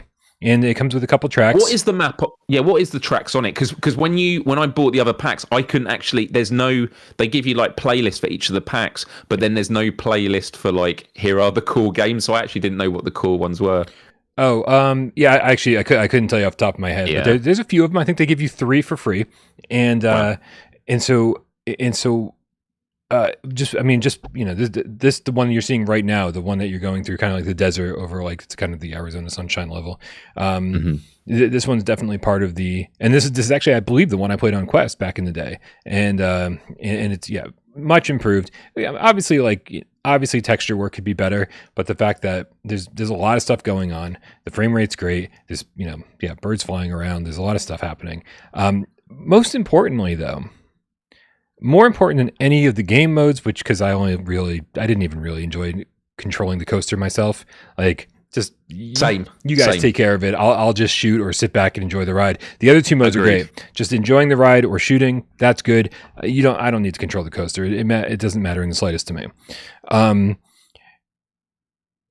When you get to the top of a drop, and then the coaster starts to. And you look down, and if you're like me and you're sensitive to heights, like, it gave me a feeling in my stomach that VR has not done for me in a very long time. And I was like, holy crap, like, I actually feel like I'm at the top of a roller coaster, because you look down and you see everything, right? And you feel like you're high. The sense of scale is perfect. It feels really, really good. As you're saying with the haptics, the haptics are super strong, but there are parts of the tracks that are missing. Like, they basically send you flying off into the air. And I'll tell you, the haptics are never more impactful when suddenly they're going, and then there's nothing, because you're now floating in the air, and you're like, holy shit. And then it's silent. And then you land back on the track, and you feel the thud in your sense controllers, the thud, and then it's back to, and you're like, what the, like, I wish there was a slider for the haptics, because I want to feel the haptics, but they are over the top in this game. So I wish in game there was a slider, just to be like, yeah, I want to feel it, but like, don't kill my batteries. Yes. And so they really are doing a lot of things that, like, I really haven't seen before. Like, in Rush of Blood, they didn't have corkscrews, or they never sent you upside down. But this has some massive loops, and I was like, man, if I had the thing that was around you on me while I was playing, I probably would have fallen out of my chair. Right. Yeah. Right. So is it perfect? No, but I bought one pack. I bought the super blah blah blah pack, whatever the hell it's called. Yep. Yep. And so I haven't played. They were downloading too slow individually. Oh, dude. And so I didn't get to play them. Yeah, they're like a gig and a half each. Yeah. Like these are big levels and stuff. The one that I was really curious about was the SpongeBob SquarePants one, because it was separate. Like the others were called add-on packs, and this was called like a map pack. But they're like 4 levels, and I mean it's crazy to think that SpongeBob SquarePants was from the 90s, they don't have the voices of the characters, so one of them I did. It felt a bit soulless, but the music and the environments were amazing. And I was just the thought of like kids that are fans of SpongeBob playing this, it'd be absolutely mind blowing. But there was, I don't know if I'm going to say it. The very first SpongeBob map, you're going on this adventure and stuff, and there is a moment. I'm not even going to say what it is. There is a moment that happened, and it blew my mind because I was like, it's from the show, and it was just like. Yeah, I was really surprised they did it, and it looked amazing. And it goes back to this thing of like, look, SpongeBob wouldn't have allowed this game to have done it if they were going to do a bad job. But at the same time, sometimes like a lot of IPs just want to get their games places, and it's like, well, we're going to sell it because it's SpongeBob regardless. It genuinely felt like it'd been made with love and care. The resolution was great for the SpongeBob ones. The art style was incredible. Like one of them, I was in the Krusty Krab, and it's like, oh my god! Like forget the fact that this is a VR coaster. Yeah. Right now, I am in the Krusty Krab, and all the characters are around me. Like I never thought how small SpongeBob and is it Sandy the squirrel with the astronaut? You got me. Yeah, it goes with you. A little after my time, but I still took in a few episodes here and there. Yeah. I was really impressed with the SpongeBob one, but the other packs were great. The realism one, the real places one was good. Stonehenge, that's the one I couldn't care less about. I was like, when I'm on a roller coaster, I want to be, right. All I care about is how crazy can this be. I don't care about seeing Stonehenge, but like, I mean, does it look good? No, it did look good, and funnily enough, that was the pack when I bought 3 of them, that was the one I left out. But I was glad I took it because there were some really beautiful maps on there. And I think the realism one, they have Antarctica. So it's like you're surrounded by penguins. But I think it is on that one, or maybe it was on the pack that you've got. Just because the real places one does have fantastical things that happen. Like Stonehenge, you got an alien spaceship that warps you, and it takes you into the sky and then lets go, and you fall into the track, and you get that feeling in your stomach. So yeah, look, I went into this with low expectations, which would have definitely helped, but the resolution was great. There is a lot of pop-in, and there are 2 features I definitely would like there to be improved on. One, I believe that both these features exist on the Quest, so hopefully it'll be only a matter of time. But when I'm looking at this like shooting mode, I would just love to ride the roller coaster with friends, like have a long carriage. Like it would just be amazing. So multiplayer would be awesome. And then also like the hands are just the sense controllers. I'd like to have actual hands. And again, I've heard in the Quest one that you can have them. So do you play with the selfie stick? A little bit, yeah. I did. It's cool, nice to have. Like, I didn't even check the photos at the end. I didn't even stick with that race long enough to do it. So in the photos, you are just a floating PSVR2 headset, and which is cool. Like it's cool seeing it. If you're with a companion as well, you're with them. But the pictures are really poor quality. Like I'm not talking about like in the headset. Like they are just they look terrible. So hopefully that's something they can improve as well. Right. It was nothing worth keeping. One thing I want to bring up, you covered a lot when you were talking about this, and I keep forgetting about different parts of what you'd said. Here, I've only shown 2 courses in this footage, and it's gone back and forth quite a few times. But this one, the Armageddon one with the zombie apocalypse. Yeah. One of the things you had said was that they changed the targets for each of the tracks. I lost points when I shot zombies in this. I was like, dude, you've got to be kidding me! I couldn't believe it. I was like, why? Like, so there are zombies to shoot in the zombie apocalypse.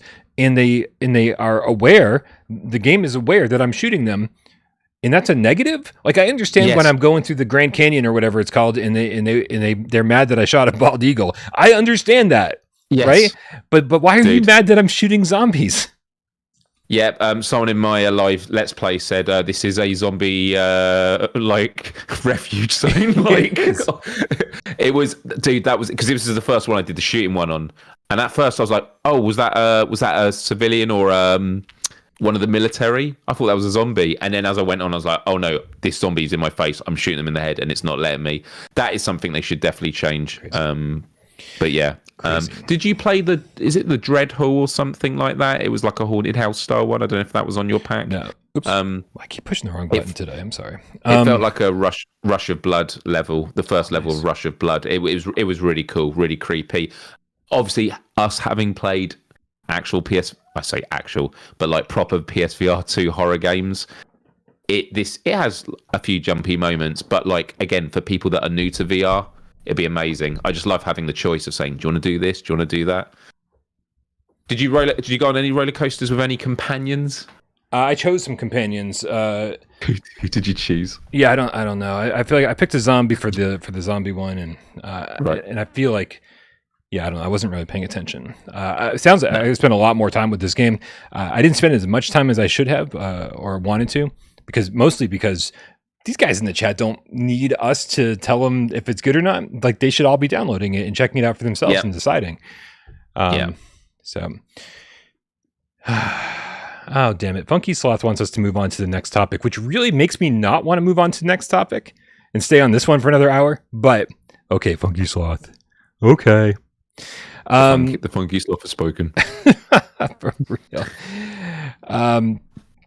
Here, real quick, I want to make sure I don't forget can I to just say that everyone's saying Santa was the best companion, ho, ho, ho. There we go. I was playing the Skyrim level where basically a village on the mountain is being attacked by a dragon that's burning everything together, and I had Santa as my companion, and as we're going through like these burning villages, as people are losing their homes, he's going, Merry Christmas, ho, ho, ho, and it was the funniest thing ever. I was like, dude, that is so not cool. They've just lost their homes. But yeah. All right, so let's tackle some more tips here, man. We got some people in the chat.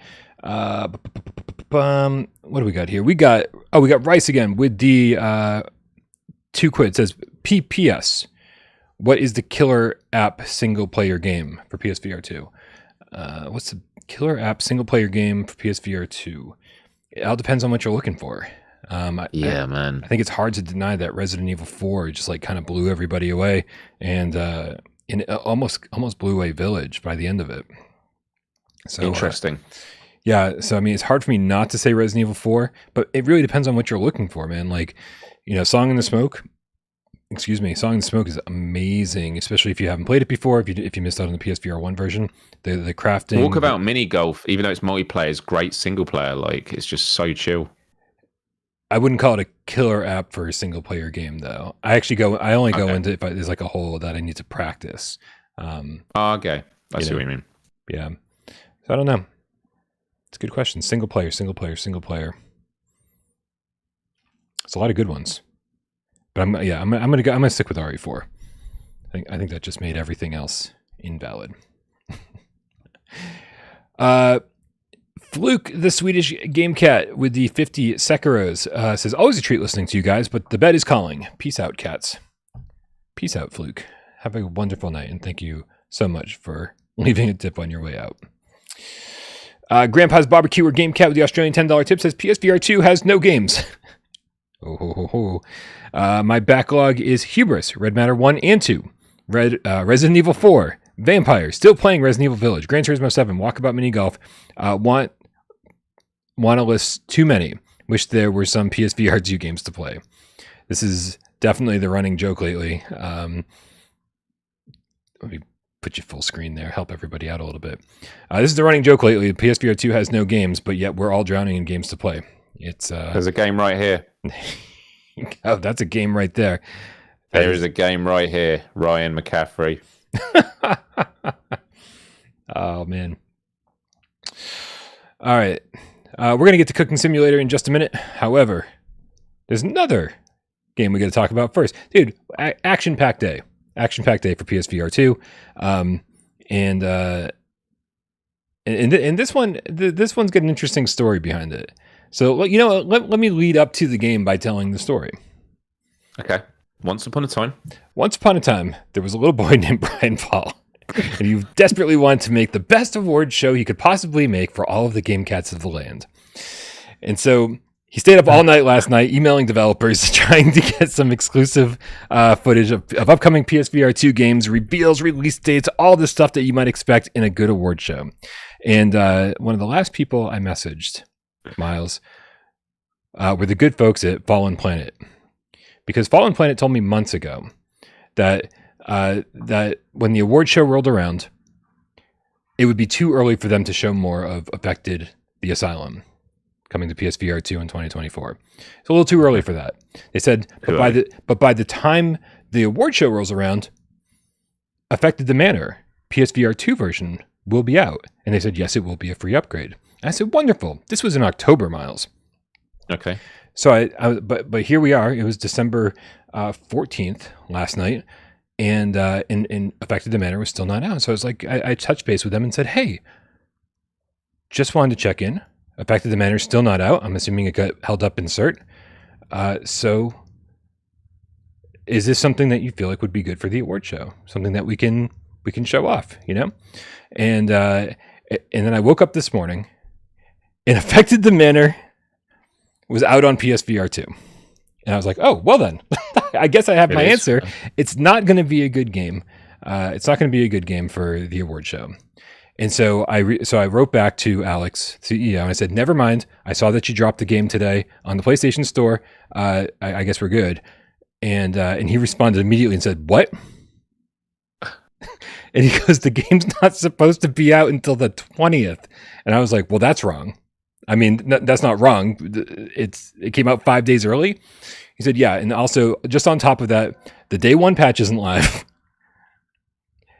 There's supposed to be a 30% sale on it. He goes, and he was not happy. So, feel for him. Feel for him, feel for the dev team, and feel for anybody who, don't get me wrong, the game's $10. So you're losing out on a $3 sale. But I do feel for anybody who got screwed because Sony didn't fucking release the game on the right day. People are paying $3 more for a game that isn't as solid because it's nothing crazy. It's some quality of life stuff. So I was a little bit nervous when I started this game up today, Myles, because I was like, this game's not supposed to be out for another 5 days. It doesn't have the final patch. But hey, it's a free upgrade for anyone who has it on PSVR 1. Just remember, guys, if you own Affected the Manor on PSVR 1, the way you get the PSVR 2 version, you still have to upgrade your original Affected the Manor game to Affected the Manor Complete Edition, and then you can get the Affected the Manor Complete Edition PSVR 2 version. It's a little complicated, but just keep that in mind. It looks good. I didn't experience any problems. It's a straight port. There's no real improvements. I didn't feel any real haptics. But the resolution is good. It works pretty much the same as it did on PSVR 1. It just looks a little bit better. And for a free upgrade, I'm pretty fucking happy with it. I actually never played this on PSVR, and I had to search it on the store. It wasn't coming up on any of the store listings. Wait, is it coming up now? It is just because I've searched it. Yeah, I didn't know if Sony had rectified the problem and been like, oh, sorry, it's not supposed to be out for 5 more days. We're gonna take it off the store. So interestingly, the PS4 version is not available for purchase. So it's as if they've taken down the PS4 one, but the PS4/PS5 one, Complete Edition, is available for £7.99. I thought I was done with horror games for the year. Clearly not. I know nothing about this game, so yeah. Well, is it scary? Let me tell you, this is a haunted house simulator. There's 3 game modes. The original mode that Affected the Manor launched with was simply a haunted house. You walk very slowly. They don't give you a lot of movement speed options. You turn very slowly. Somehow it works in this game because you're always kind of moving forward and slowly turning around corners, and I think it's very intentional. Like they don't want to give you this quick turning speed so that you can like, boom, you know, they don't make it easy to strafe around corners to kind of like peer around before you walk around. They want to make this haunted house as scary as possible, and I think they do a good job. Yeah, you'll walk through, you know, bats will crash through windows. It's all about jump scares, and but on top of that, they build up the tension just pretty much nonstop, and they give you quite a few ways to get through the manor. There are definitely multiple paths, and so you know every time you go through, you kind of remember, oh, I went left last time, I'm going to go right this time and see something different. And so for your $10, you actually get a pretty good deal.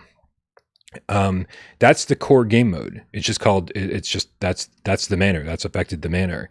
After that, they had added the gauntlet, and which is what you're seeing here. It's basically you're trying to speed run parts of the manor, and so you're just holding the analog stick forward, trying to gain momentum because you eventually run faster and faster and faster and faster.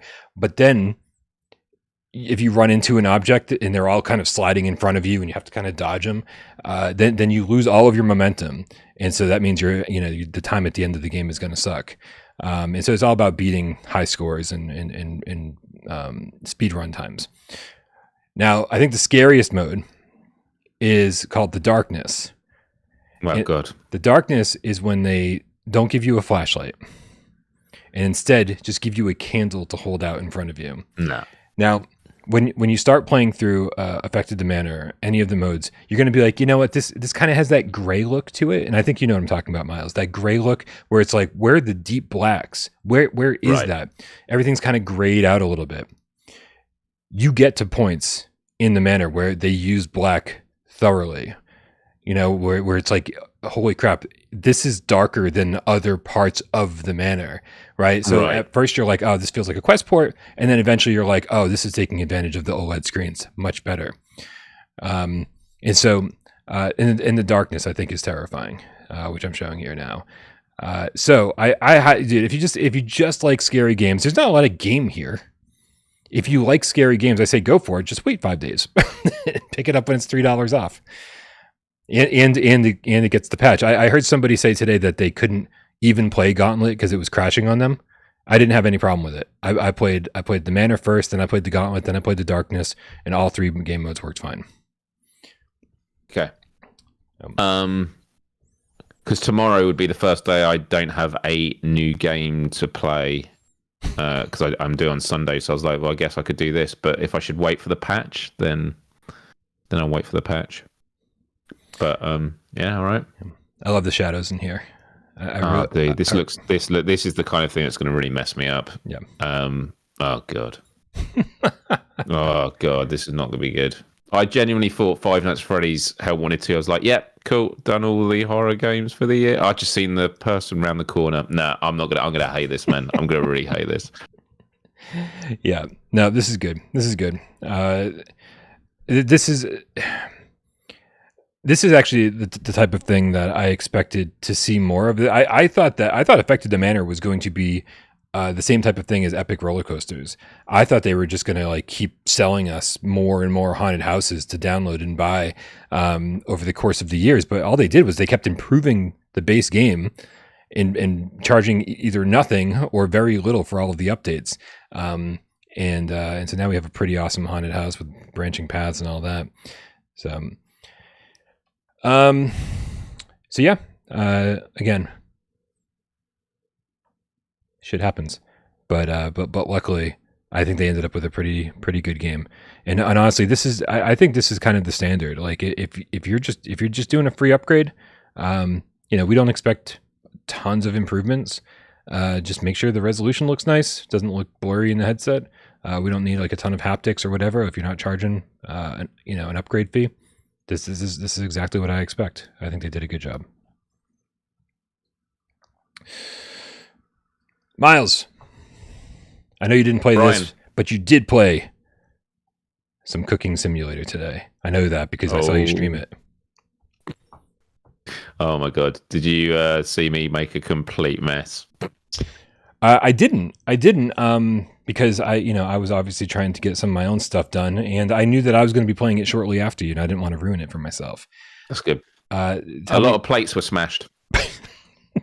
A lot of That's I was like, that's a I've got my perk. food on the plate. Oh, it's just smashed on the floor. That's a perk. You can upgrade your I know character. that, but this was once Unbreakable you've plates. unlocked perks. Yeah, I know. yeah. I'm not there yet. They got to make it worth your while. These perks. Oh man. Talk to me, man. How did this go? I'm actually really curious to know how far you got because I did the tutorial where I walked around the kitchen and all those yellow and green spots and just knocked out, like learned how to do everything. And then I just did the first meal, learning how to cook that fish meal.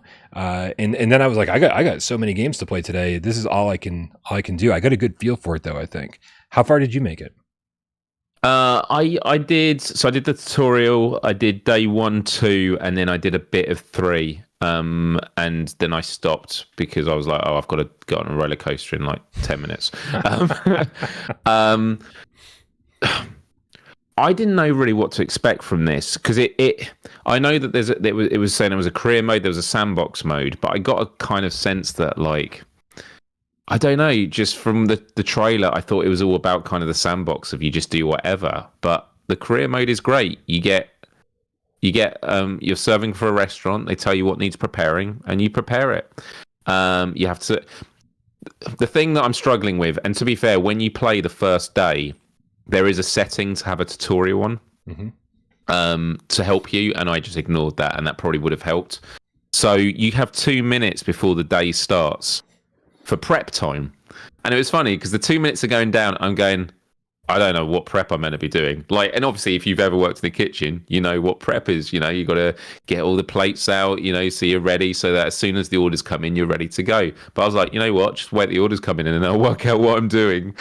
And then at the end of the day, you got 2 minutes to clean up. And a part of me was like, why am I cleaning up? I'm looking and there's just smashed plates everywhere.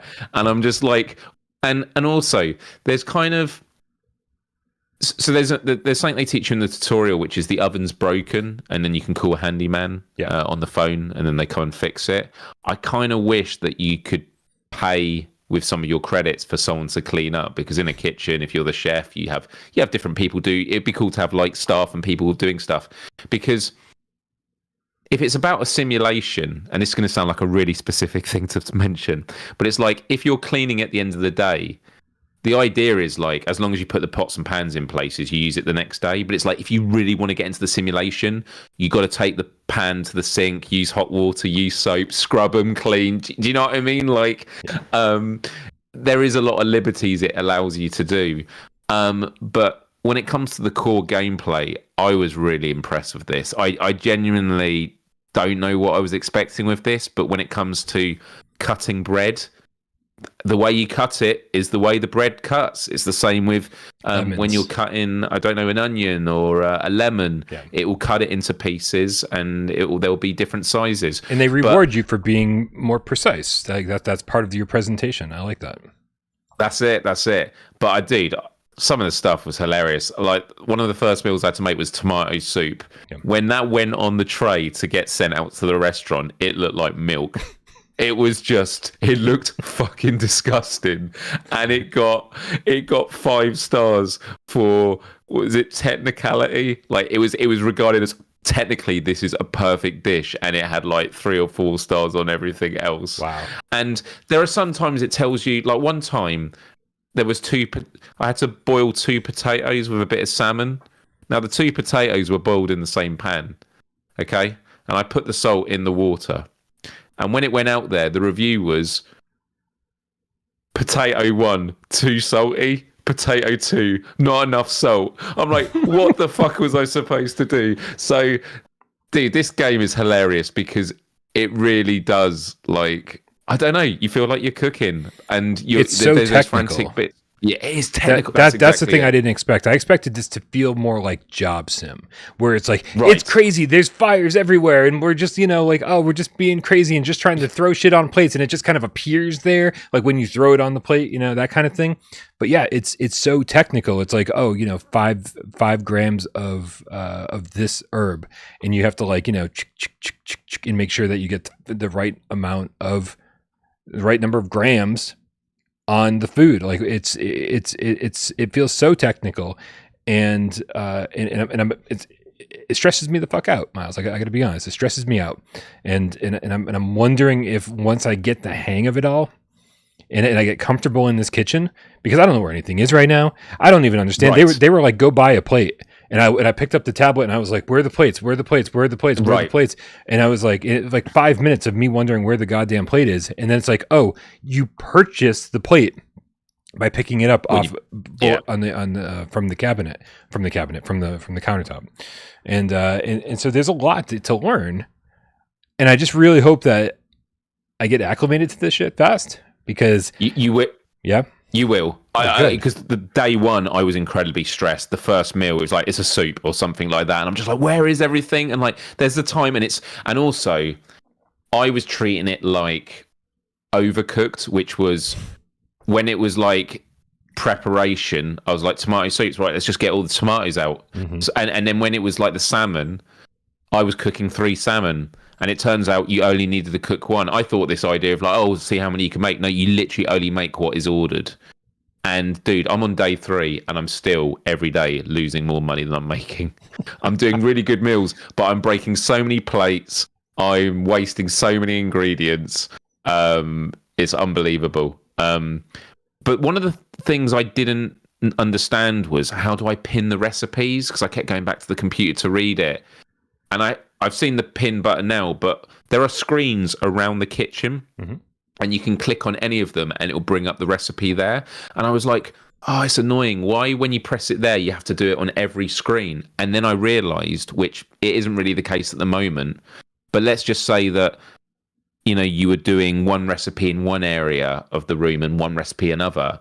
It means that for different counters where you want to do different things, you want to have different recipes there. And the final thing I cooked on day 3, which was halfway through, I had the thing where I was like cooking the meat like a pork chop, and then I was cooking potatoes in the oven, and they all got finished at the same time, the exact same time, and that sat. It was by complete fluke. I'm not taking any credit for it. There was no planning, but when it came together, and you're like you're plating up everything, and it's like the temperature's right and things like that. There's a real sense of accomplishment. And look, you know, still in the very early way. And there's so much progression system. There's skill points. There's perks, as you mentioned. And yeah, like, and the impact physics. What's it called? Like, what's it called in like the knock-on physics? Is it with like items and that? Like, it feels good in the game. I have to say, cutting with the knife, I'm still not fully getting the hang of it, like when I'm cutting things. And also, someone in the chat helped me out, because like, for example, when you're making tomato soup, it says you need like, I think it was 960 grams of tomato. Yeah. I'm like, wait, but how do I know how much? Because when you're doing the salt and that, it's telling you how many grams you're tapping. But there is something in the settings that when you highlight stuff, it will tell you how much it weighs. Because there aren't any scales in that. So there's a lot of things in the settings to help with it. One of your viewers messaged me and said, hey, I just want to make your life easier. Make sure that this setting is on. It should be on by default, but it's not. And that setting for me was on by default. Okay. So interesting. Yeah. Man, this is so. I'm very curious to see where this goes, mostly because one of the first things I did in Cooking Simulator VR, the first tutorial station I went to was the grill. And so there was like steaks on the grill, and I picked up the spatula, and I went to try to flip them, and it was just an absolute fucking disaster. Right? Dude, same. I was like, what is happening? Oh, the item interaction in this is bad. And so I was pushing the steaks against the wall, trying to flip them over, finally got them down, and I was like, this is not going to go well. And then everything else felt a lot better, especially when you learn that you can like point at something with the trigger and then pick it up from a distance with the grip. Half-Life Alex, yeah. I mean, it worked so much better that way, without having to like reach and grab everything perfectly. So it's the more I played, the better I got at it, and which meant the more I enjoyed it. But sounds like I've got a long way to go. Yeah, no, same as there's a real sense of accomplishment when things come together. Obviously, then you learn new recipes and stuff. But when you start learning it, you build confidence and stuff. And I'm someone that doesn't really cook a lot anyway in my real life, and I don't know. I can imagine that this is a game that by the end of it, it will give me this kind of confidence of like, you know what, I'm actually going to do some cooking stuff. Like it's giving me a real sense of things. Yeah, there's that. But again, I hate to sound like a broken record. When it comes to features, I'd love playing this. Like a Dream VR game would be Overcooked VR, but the multiplayer component. When I was doing this, and I think other platforms do have multiplayer. I might be making that up. I think someone said that earlier. I know they did obviously say it with the roller coaster game, but to play this game where you're like you and I are working in the same kitchen, and then you're competing orders against that would be that would take this game from what I think at the moment is very enjoyable to genuinely I think it would become like one of my favorite games, like because just like you're working the same orders, because that sort of. Because on this, it's like you got to do the orders in a certain time limit. Yeah, you're chasing it. But if it's like you're competing against other people, and it's that balancing act of quality versus speed. Like, do you want to do more orders or do you want to get it better? Like, if they ever manage to achieve that in this game, it would blow my mind. Yeah, genuinely, it would be amazing. It would be it would be. Like the equivalent of like MasterChef episode, or Hell's Kitchen, that kind of thing. Yes, and yeah, I mean, absolutely. Anything I didn't like about this game would be out the window if I got to work side by side with somebody else and compete. That competing against yourself is fine. It's fun, whatever. But yeah, that sense of urgency would be a completely different feeling if we were competing against a real team. Agreed. Yeah. No, for sure. And then I guess finally, just like to go over some very simple points about this game. Visually, it looks great. I like the style. I didn't check out, there's a modern kitchen, but because when you start, it says, we recommend doing the classic. I like the ambient sounds, like hearing stuff driving outside. Like it just feels very grounded, the environment. Haptics were good. I think when I first started cutting, like the haptics were good there. It's one of those things of like, how much of the haptics did I feel with everything else? But yeah, I think like the basics, audio, visuals, haptics, controls. The controls, it takes a bit of getting used to, a lot of dropping stuff. But yeah, really, really good. Excellent. Well, you know what time it is, Myles? Well, it's for me to hold this up, the last one for EU, if you want to join and get in the kitchen. And there is a question mark there. There is one missing. So good luck. Good luck, everyone. This is the last one. But then after that, is it time for 20 questions, Brian? It's just about time for 20 questions. Whoa. Myles. And is it me to come up with the game? It's my turn. Okay. Yeah, AJ throws us Either off way all the time. So whether it's your turn or not, I'm just trying to keep the rotation even. By the way, Kill Artist 1, the Dreamweaver game cap, was $2 tip. Says, I saw Affected the Manor dropped on PSVR2 today. That's how backed up I was on this tip. He definitely mentioned this before our conversation.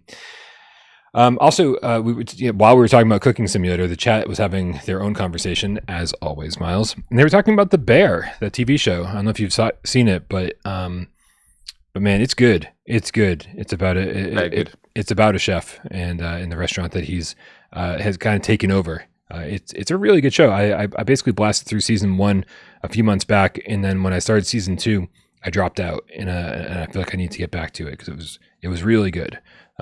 Definitely not appreciated enough. I haven't heard many people talking about it. Nice. All right, man. I think I've got a game picked out. I do indeed. Which means, guys, time for 20 questions. You're going to help Myles out here. I know you are, because you're awesome people. I've got a game, a PSVR 1 or PSVR 2 game picked out in my head. And Myles has 20 yes or no questions. And you guys out there have only 20 yes or no questions. In 6 minutes, figure out what game it is. Cats. Yep. Let me put 6 minutes up on the clock. Guys, give him good suggestions. Give him good questions. Suggest good games. Help him out. Preferably suggest PSVR games. Like, good call. Last time was terrible. Just people talking about retro games. Like, it's Sonic the Hedgehog.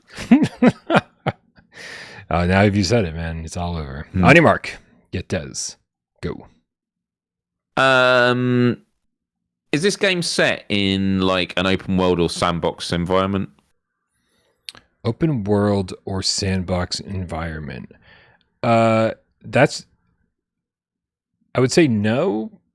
Yeah. Mm-hmm. Does it have multiplayer? No. No multiplayer.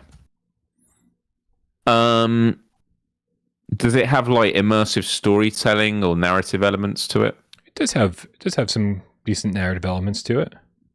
Okay.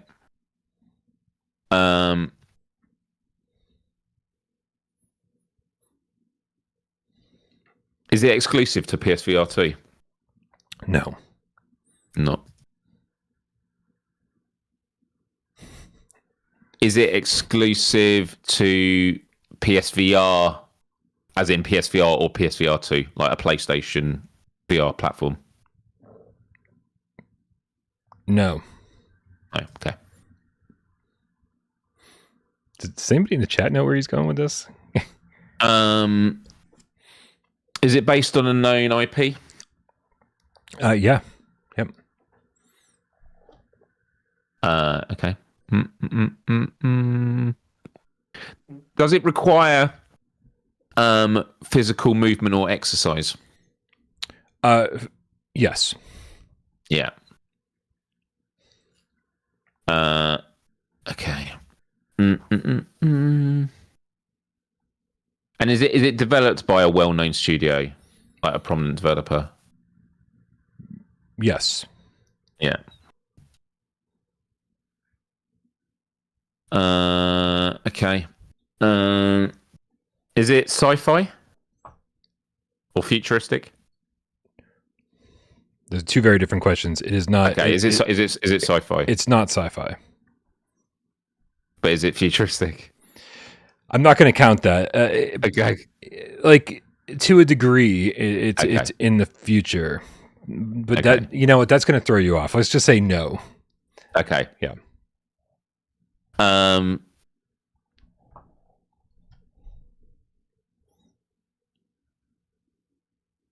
Was it released this year? Yes, that's 10.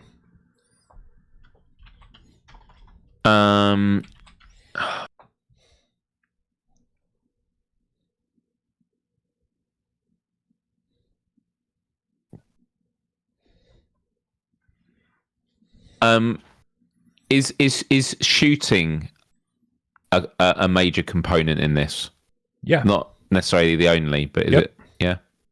There is shooting.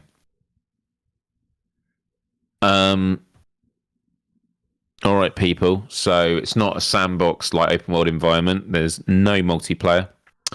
There are narrative elements. It's not exclusive to PlayStation Virtual Reality. It's a known IP. I hate the sandbox open world thing. Oh, do you? I do. Okay. Like, yeah, I feel like Okay, let's redo that question then, and Sure. I'll ask you: is it built around segmented levels? As in, you can't go back on yourself. It's just like No. No. And I'm not counting that. I don't know why I put a finger Okay. up. No. Okay. Yep.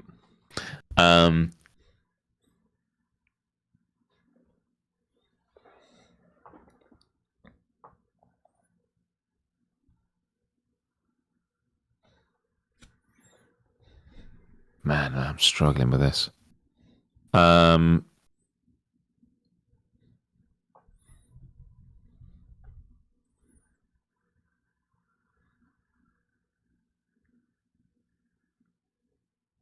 Is this game part of an existing franchise in VR gaming? Yes.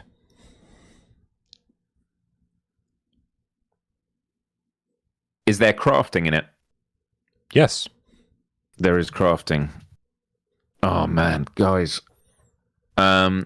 Released this year. Crafting.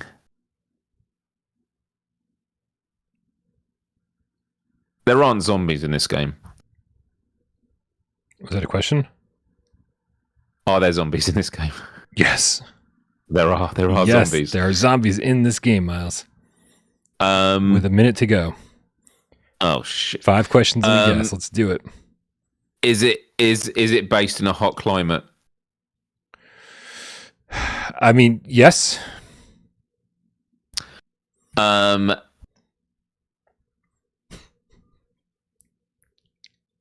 Is it by Vertigo? No. It's not Vertigo. Okay. Is it by Skydance Interactive? Yes. Okay. Is it Saints and Sinners Chapter 2 Retribution? Yes. Coming out March Oh my 21st, 2023 for PSVR 2 in like last week for PSVR 1. Saints and Sinners Chapter 2 Retribution. Holy crap, dude. Like it's funny because after I picked the game, I was like, you never tried to narrow down if it was just on PSVR 1 or just on PSVR 2 or anything like that. No, it's true. And so I was like, and then if you were like, if you had asked, did it come out in the last month? I would have had to say yes. And then if you said, did it come out, near the launch of PSVR 2, I'd have to say yes, because both of those things are equally true because of the PSVR 2 and PSVR 1 version. I'm really glad we didn't have to go down that path because I don't know how I would have answered it. Yeah, man. Congratulations. Yeah, I just decided. I've been trying to mix up with the questions that I asked. So the first 5 questions, and it's never going to seem like I'm taking a particular path. It's kind of just throwing stuff and seeing what sticks. It always seems like you've got it nailed in the first 3 or 4 questions. Like you're just like bam, bam, bam, and I'm like, how does he know? Am I sharing my screen somewhere? And then you just kind of go off the deep end into your own little world. And then, I doubt myself. I'm just like, what could this be? What could this be? I know I saw a lot of people suggest it in the chat, but I think Looper might have been the first one. Shocker. We're really just playing this against Looper is what we're doing. Mm-hmm. If Looper wasn't the first one, please let me know. I always want to give a shout out, but I just haven't been able to keep an eye on the chat. Man, oh man. What an episode. We're about to hit the 2-hour mark, and we had a lot of games to talk about today, Myles. Yeah, we covered a lot of ground. Yeah. So thank you, everybody. We absolutely love you being here. Let us know in the chat if you managed to claim any of the cooking simulator. I've missed it. If anyone has said they've claimed it, I'd be curious to know if anyone's got it. And you gave away all 3, right? I've done all 3, and I'll hold them up again quickly so people can pause it later and look. Yep. Here we go, back to back. So we got this one. Oh, hold on, let me put you full screen. Wait, okay. Put it back up. Whoa. We good? There you go. That's the first one. Okay. These are all EU keys that Myles is putting up for Cooking Sim VR. That's the second one. Am I holding it the right? Bled through. That's the third one. There we go. Good luck. And just to make sure we get... Reese got one. Excellent. Appreciate the code. Well done. Oh, Wuvane says he got one of the NA ones. Good. So here, I don't know which one he got. So here we go, guys. I'm going to put all 3 of them up again. This is the first one. 5, 4, 3, 2, 1. This is the second one. 5, 4, 3, 2, 1. And then finally the last one. Just to make sure we get all of these. Sorry, Kill Artist said he couldn't do it. Apparently, the PlayStation Store didn't like him putting in lots of codes. This might have been a bad idea, Myles. This might have been a bad idea. But maybe lesson learned. Yeah. Oh man. For anyone, congrats to all the winners. And if you have one, obviously not compulsory, but genuinely would be interested. Like in the next few days, if you get to play it, in the comments to this video, let us know what you think of the game. But also, would love to know, what is your favorite dish to prepare in game? Would love to hear it. All right, man. Oh, dude. I wanted to start the show with this, dude. I'm always thinking about the cats, man. I'm always thinking about the cats. The very first thing on our run of show. Happy 48th birthday to Smoothie the Game Cat. Smoothie the Game Cat has a PSVR 2. It's his 48th birthday today. He's loving his headset. Amazing. He sent me a picture of all the games that he's got. So he's kicking ass and happy birthday. Kicking ass and playing games. Everybody wish Smoothie the Game Cat a nice happy 48th birthday. I was supposed to start the show with this. I'm so sorry, man. My brain is all over the place today. Saving the best till last. That's what we're doing. Is that what we're doing? Good. Yeah. I like that. And of course, another shout out to our good friend OwandoCAT OwandoCAT for the ridiculously generous tip. But thank you to everybody who helps this channel run. From Rye Pop, who gets us up on podcast services of your choice. We got Sci-Fi Game Cat Henry, who puts timestamps into the show after the fact. Everybody who supports the channel financially, whether that be over here on YouTube by being a member or over on patreon.com/withoutparolegames. Everyone who tips during the show. Everybody, no matter how big or small the tip is, we always appreciate you so very much. All my mods are absolutely amazing. The people who hang out, shoot the shit, hang out in the chat, try to keep us entertained while we try to keep you entertained. And everybody who sits back, watches the show, and doesn't say a goddamn word. We know you're out there, and we love you just as much. Happy Friday, Myles. Happy Friday, Brian. That is a 2. That is a 2. Don't get banned. That is a 2. Use that. Use it. It's a 2. So it's 2974. Have a great Friday, everyone. Have a wonderful weekend. Might see you on the racetracks on Sunday. Love you all. Have a good one. Let's go.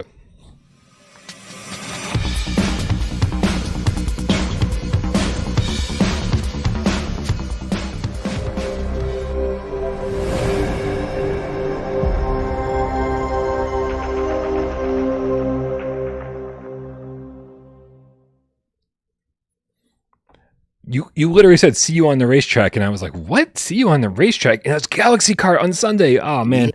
I get to play so few of these because I'm usually like super busy with other stuff. But Among Us last Sunday was amazing. We had like 3 lobbies. We had 3 full lobbies. That's awesome.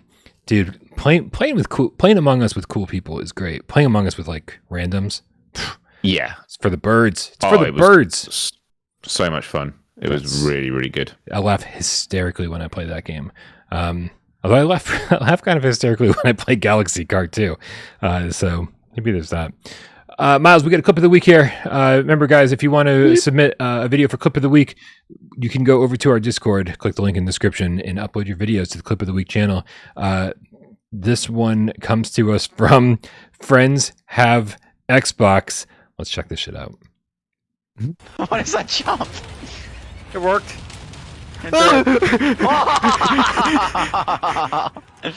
Oh my god.